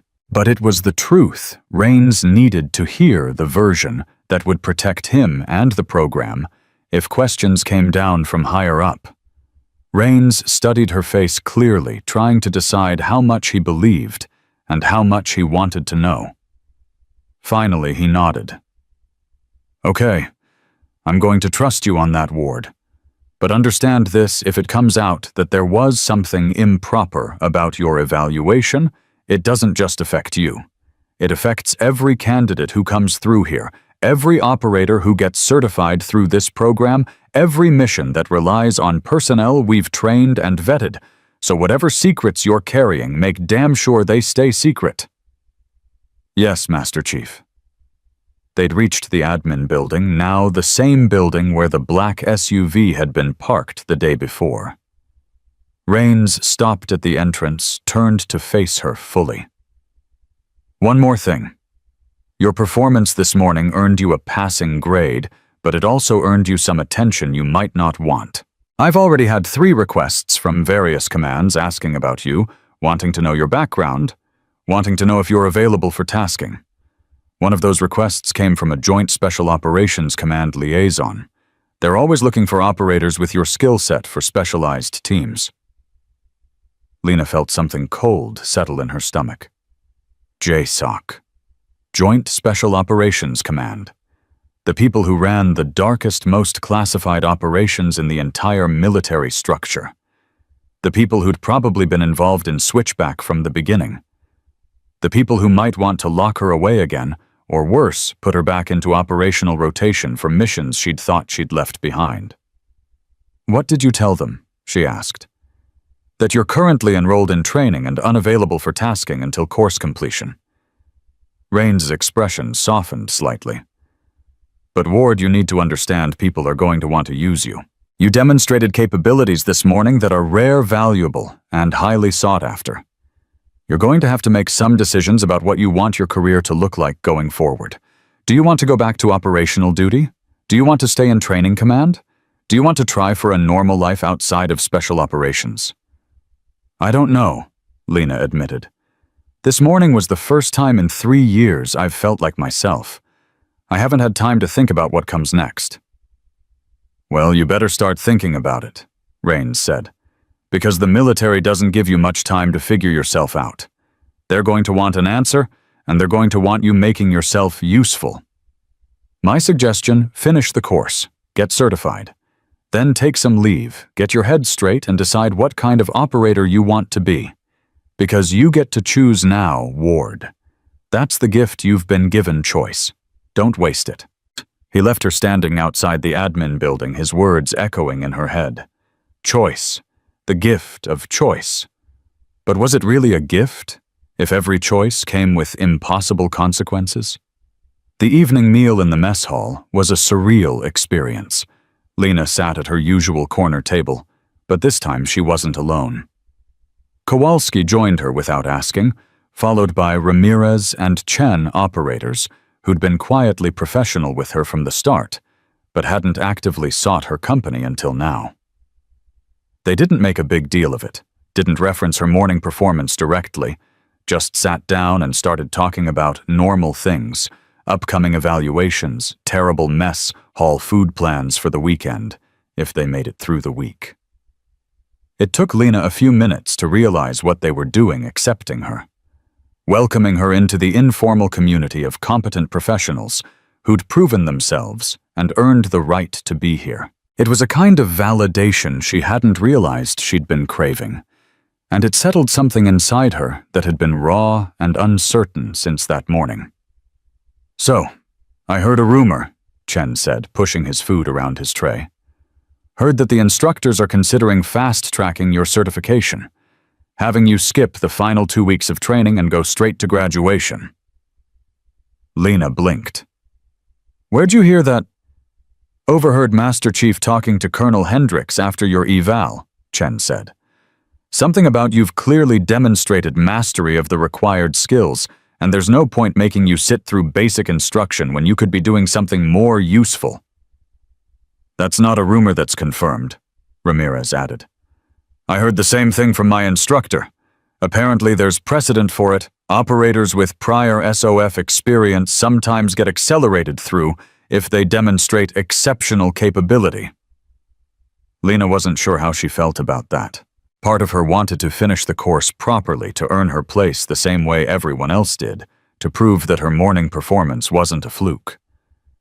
But another part of her, the newly unlocked part that remembered who she was and what she was capable of, knew that sitting through 2 more weeks of instruction she didn't need would be a waste of everyone's time. "What would you do?" she asked the table at large. "If they offered to fast-track you?" "Take it in a heartbeat," Chen said immediately. "Why waste time proving something you've already proven?" "I'd want to finish," Kowalski countered. "Not because I need the training, but because there's value in going through the process with your cohort. Builds bonds, builds trust. The guys you go through selection with, they're the guys you'll be working with in the field. You skip out early and you miss that." "Yeah, but Ward's situation is different," Ramirez pointed out. "She's not new to this. She's already got operational experience, we can all tell just from how she moves. This course is probably remedial for her at this point. Why make her sit through remedial instruction when she could be doing real work?" They debated the merits back and forth, and Lena listened with half her attention, while the other half worked through the larger implications. Fast-tracking meant leaving Red Mesa, soon meant making decisions about her future, meant confronting all the questions she'd been avoiding about who she was and what she wanted. But it also meant moving forward instead of staying stuck in limbo. And after 3 years of being stuck, maybe forward motion, any forward motion was better than staying still. The decision was taken out of her hands the next morning when she was summoned to Colonel Hendrix's office. The same office where just days ago he'd told her she was being dismissed for medical reasons. Now she sat across from his desk, while he reviewed a folder that was considerably thicker than it had been at their last meeting.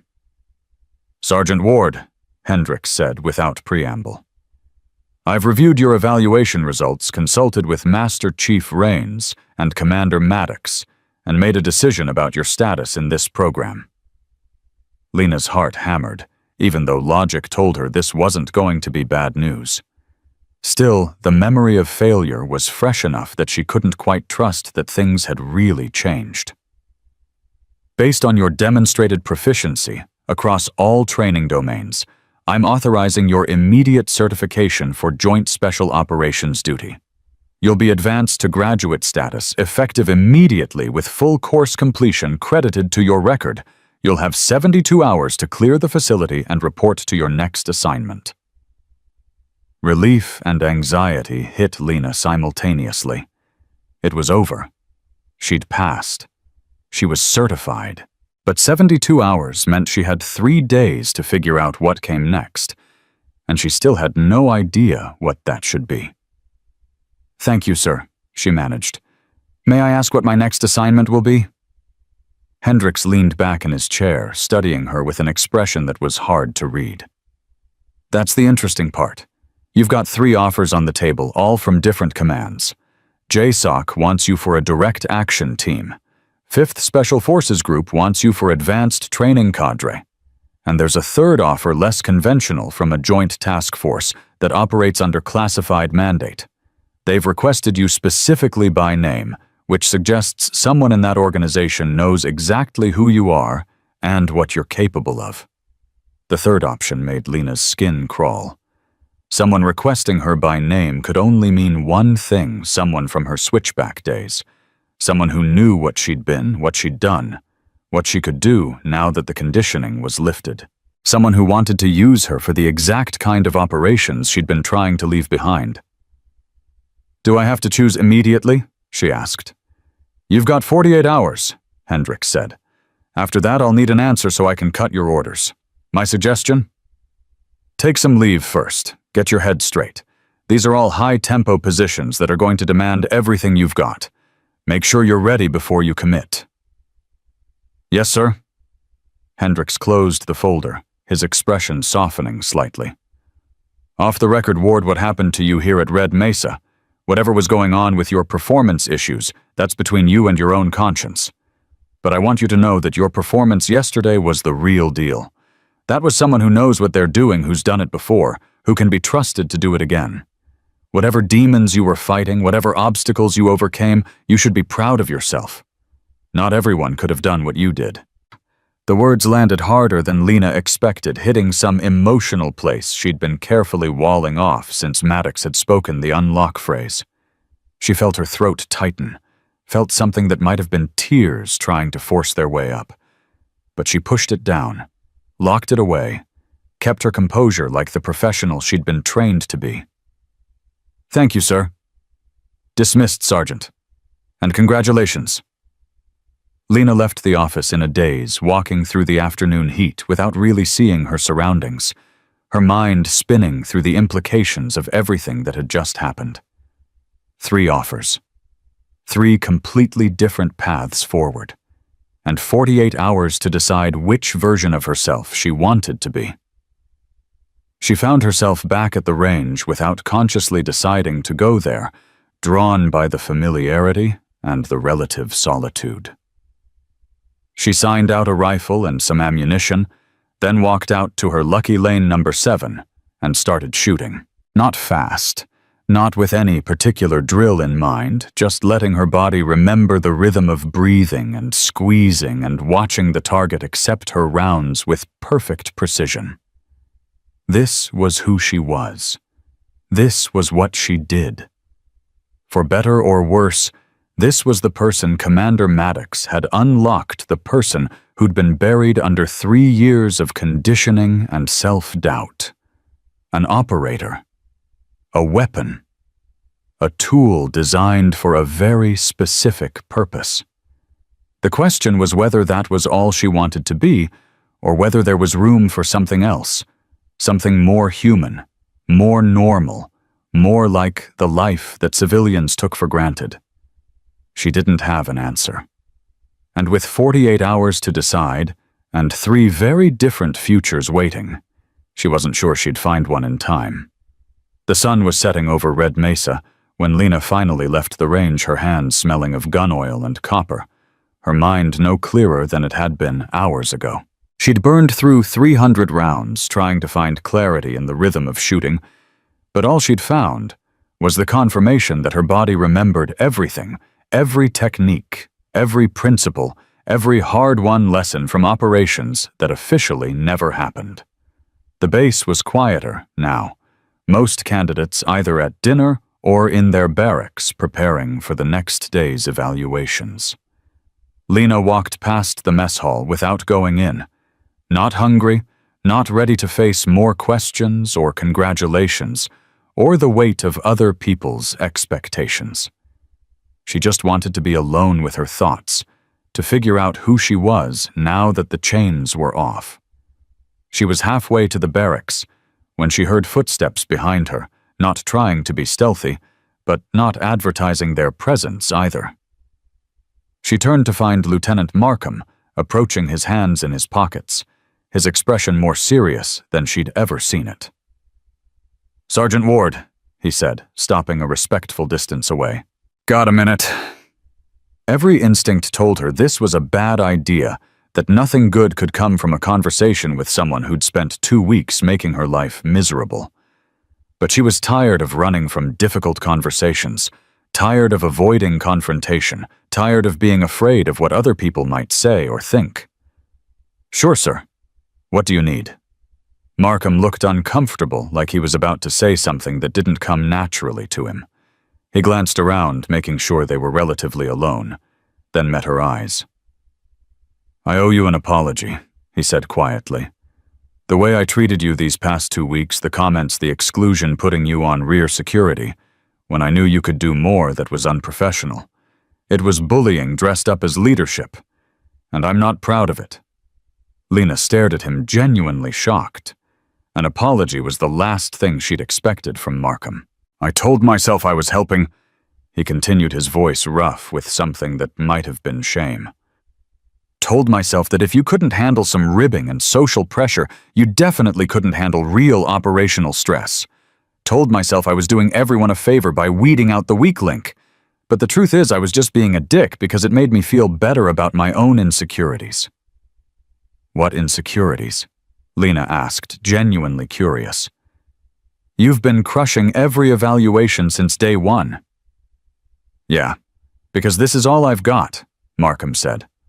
"I came up through ROTC, never deployed, spent 3 years in admin billets pushing paper while people like you were actually doing the job.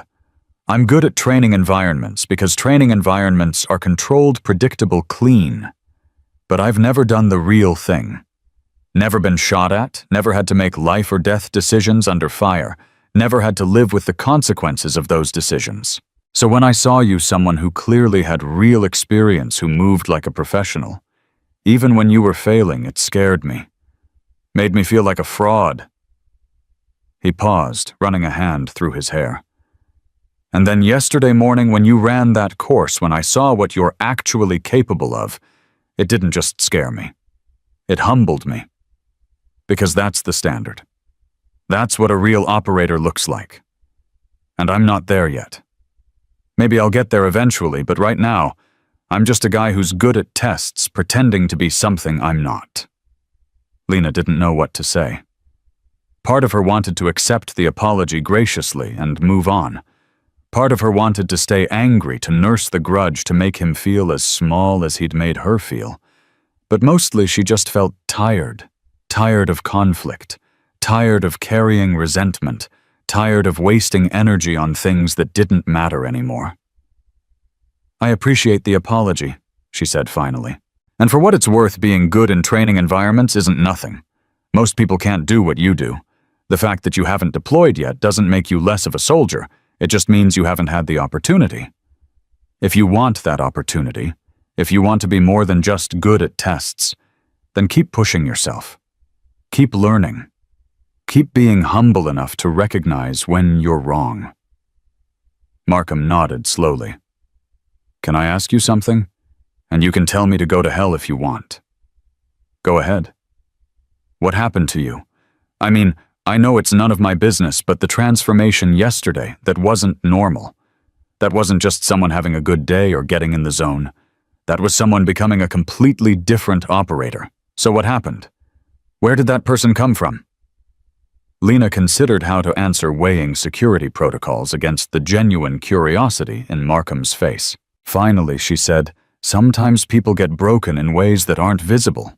Sometimes the breaking happens inside where no one can see it, and it takes a long time to heal. I was broken for a long time. Someone helped me heal. That's all." It wasn't the whole truth, but it was true enough. Markham studied her face for a moment, then nodded. "Well, whoever helped you, they did the world a favor. Because the operator who ran that course yesterday is someone who can save lives, who can make a difference, who can do things most of us can only aspire to." He offered his hand. "Good luck with whatever comes next, Sergeant Ward. I hope you find what you're looking for." Lena shook his hand, feeling some of the anger and resentment she'd been carrying finally start to dissolve. Markham wasn't a villain. He was just a young officer trying to figure out who he was making mistakes along the way, like everyone else. She could forgive that. She could move past it. "Good luck to you too, sir. I think you're going to be a better officer than you give yourself credit for." Markham smiled a real smile this time, not the predatory grin she'd come to associate with him, and walked away, leaving Lena alone in the gathering darkness, with one less burden to carry. That night's sleep came easier than it had in weeks. Lena lay in her bunk, listening to the familiar sounds of the barracks, but instead of anxiety and dread, she felt something closer to peace. Not complete peace. There were still too many unanswered questions for that, but at least the crushing weight of failure had lifted. At least she knew who she was again, even if she didn't know what to do with that knowledge. She woke before dawn, as she always did, and found herself walking toward the training compound one last time. The base was still dark and quiet, just the first hints of gray light touching the eastern horizon. She walked past the ranges and obstacle courses, past the kill house, where she'd found herself again, past all the places where she'd struggled and failed and finally succeeded. She ended up at the records building, where a large board displayed the top course times for various training evolutions. Her name was there now, written in fresh marker at the top of multiple categories. Ward L, 63 seconds. Ward L, 4:17. Ward L, perfect score. She stared at those entries for a long time, feeling the weight of what they represented. Proof that she wasn't broken. Proof that she was still capable. Proof that 3 years of doubt and failure hadn't destroyed the operator she'd been trained to be. Someone had taped a small card beneath her best time white cardstock with careful handwriting. She leaned closer to read it. Containment capacity. Lena smiled, recognizing the message. Rains probably, or maybe Maddox, leaving a reminder that just because something was locked away didn't mean it stopped existing. That capacity remained capacity whether it was being used or not. That she'd always been capable, she'd just been contained. She pulled out her own pen, found another card in the display holder, and wrote her own message. She taped it next to the first one, then stepped back to read both together. Containment capacity. Measure people by what they're built to do, not by what you saw on their worst day. It felt right. It felt true. And maybe someone else struggling through this course, someone else dealing with their own invisible battles would see those messages and find some comfort in knowing they weren't alone. The next 2 days passed in a blur of administrative processing gear inventory and farewells. Lena cleared her equipment, signed her paperwork, and said goodbye to the operators she'd trained with. Kowalski gave her his contact information and made her promise to stay in touch. Ramirez and Chen both said they hoped they'd work with her again someday. Even some of the instructors who'd watched her struggle for 2 weeks came by to shake her hand and tell her they'd known she had it in her all along. On her final evening at Red Mesa, Lena found herself sitting outside the barracks, watching the sunset paint the desert in shades of orange and red. Master Chief Rains appeared and sat down beside her without asking, the two of them watching the light fade in comfortable silence. "You figure out what you're going to do?" Rains asked eventually. "I think so," Lena said. "I'm going to turn down all 3 offers." Rains raised an eyebrow. "That's a bold move. You've got commands competing for you, and you're going to tell all of them no." "I'm going to tell them not yet," Lena corrected. "I'm going to request assignment to Training Command. I want to be an instructor. I want to teach other operators what I've learned, help them develop their skills, maybe help identify when someone's struggling because they're incapable versus when they're struggling because something's blocking their capability." She paused, choosing her words carefully. "I've taken enough, Master Chief. I've done my time in the dark places doing the hard things that need doing. Now I want to give back. I want to help create the next generation of operators who will be better prepared than I was, who will have better support systems, who will know that struggling doesn't mean failing, and that failure doesn't mean you're broken." Rains was quiet for a long moment, and when he spoke, his voice was gruff with something that might have been emotion. "That's a good choice, Ward. Takes wisdom to know when you've done enough when it's time to pass the torch, instead of carrying it yourself. And God knows we need more instructors who understand that difference, who can see past the surface performance to what's really going on with a candidate." "I learned from the best," Lena said, glancing at him. "You kept betting on me when everyone else had written me off. You gave me time when you could have just processed my dismissal and moved on. You saw something in me that I couldn't see in myself. That's the kind of instructor I want to be." "You'll be a good one," Rains said. "Better than me, probably, because you've been on both sides of it. You know what it's like to be the candidate who's struggling, and you know what it's like to be the operator who has to push through anyway. That perspective is valuable. Use it well." They sat in silence as the last light faded from the sky, and the stars began to emerge, thousands of them, more visible here in the desert than anywhere else Lena had ever been. She thought about the path that had brought her here, all the choices and chances and failures and successes that had led to this moment. Thought about the 3 years she'd spent lost inside her own head, trapped by conditioning she hadn't understood and couldn't fight. Thought about Maddox's 3 words that had unlocked her, given her back to herself, made her whole again, even if that wholeness came with its own complications. And she thought about tomorrow, when she'd leave Red Mesa and begin figuring out what came next, not as someone running from her past or trying to reclaim who she used to be, but as someone building something new from the pieces of both. "I'm scared," she admitted quietly.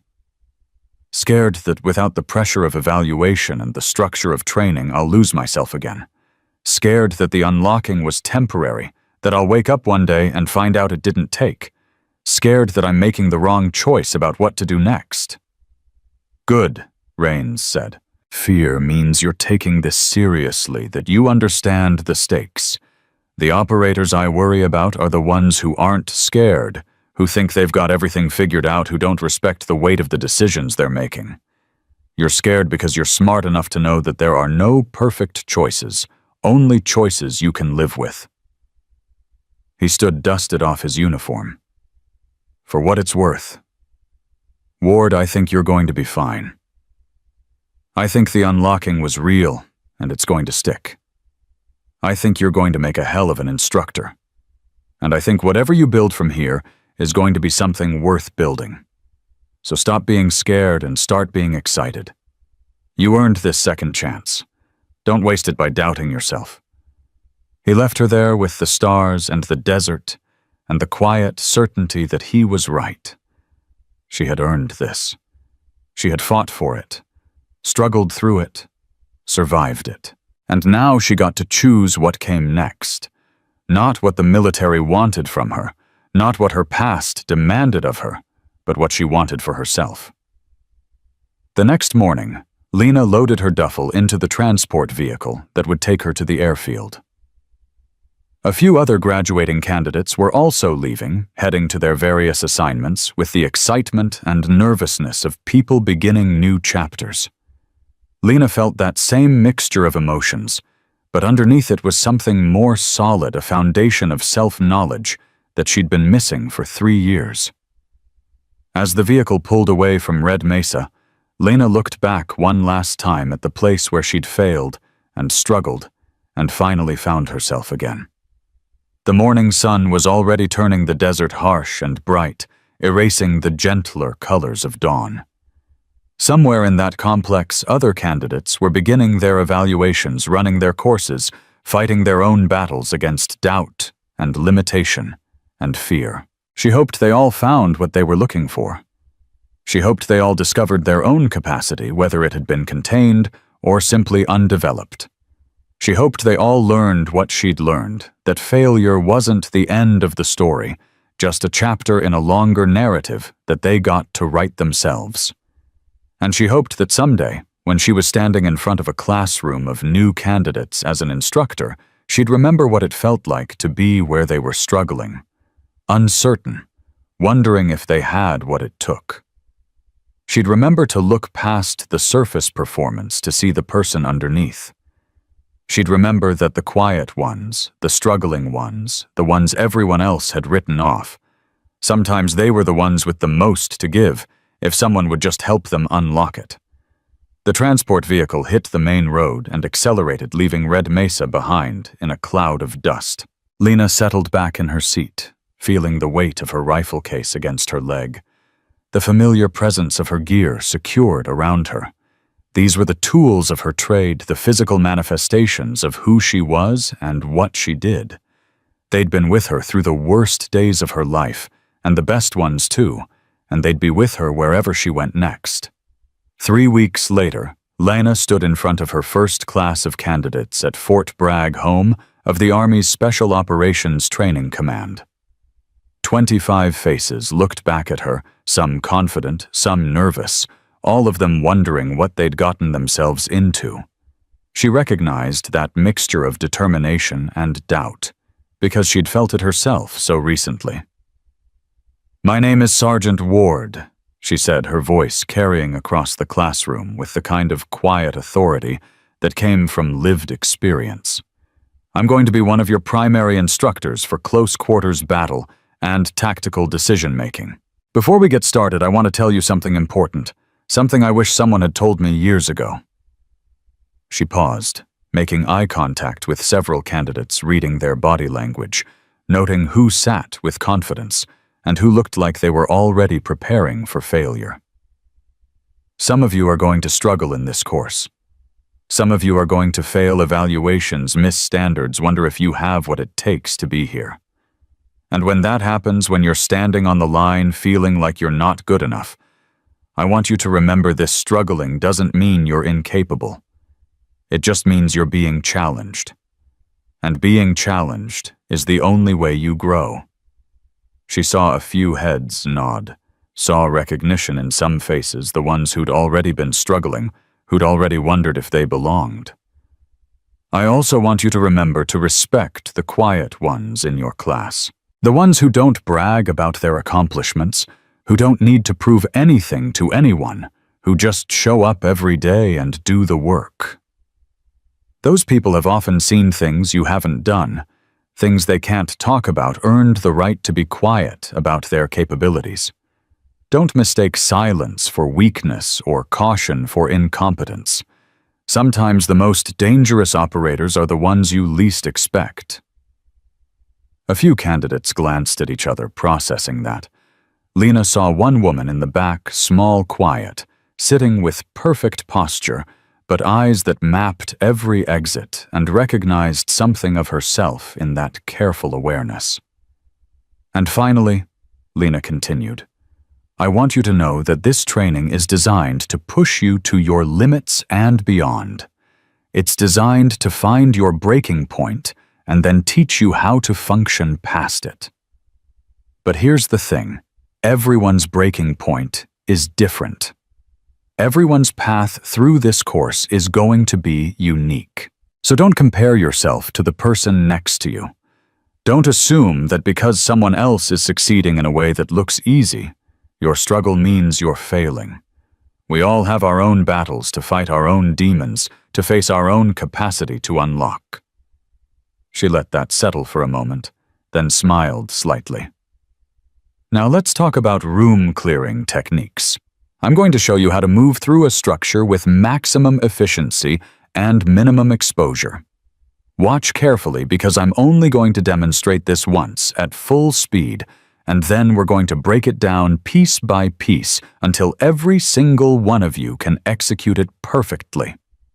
She moved to the demonstration area, her body falling into the familiar patterns of movement that had been unlocked months ago and had stayed unlocked ever since. The candidates watched with varying degrees of comprehension as she flowed through the mock structure, demonstrating angles and timing and decision-making with the kind of fluid precision that came from doing something so many times it became instinctive.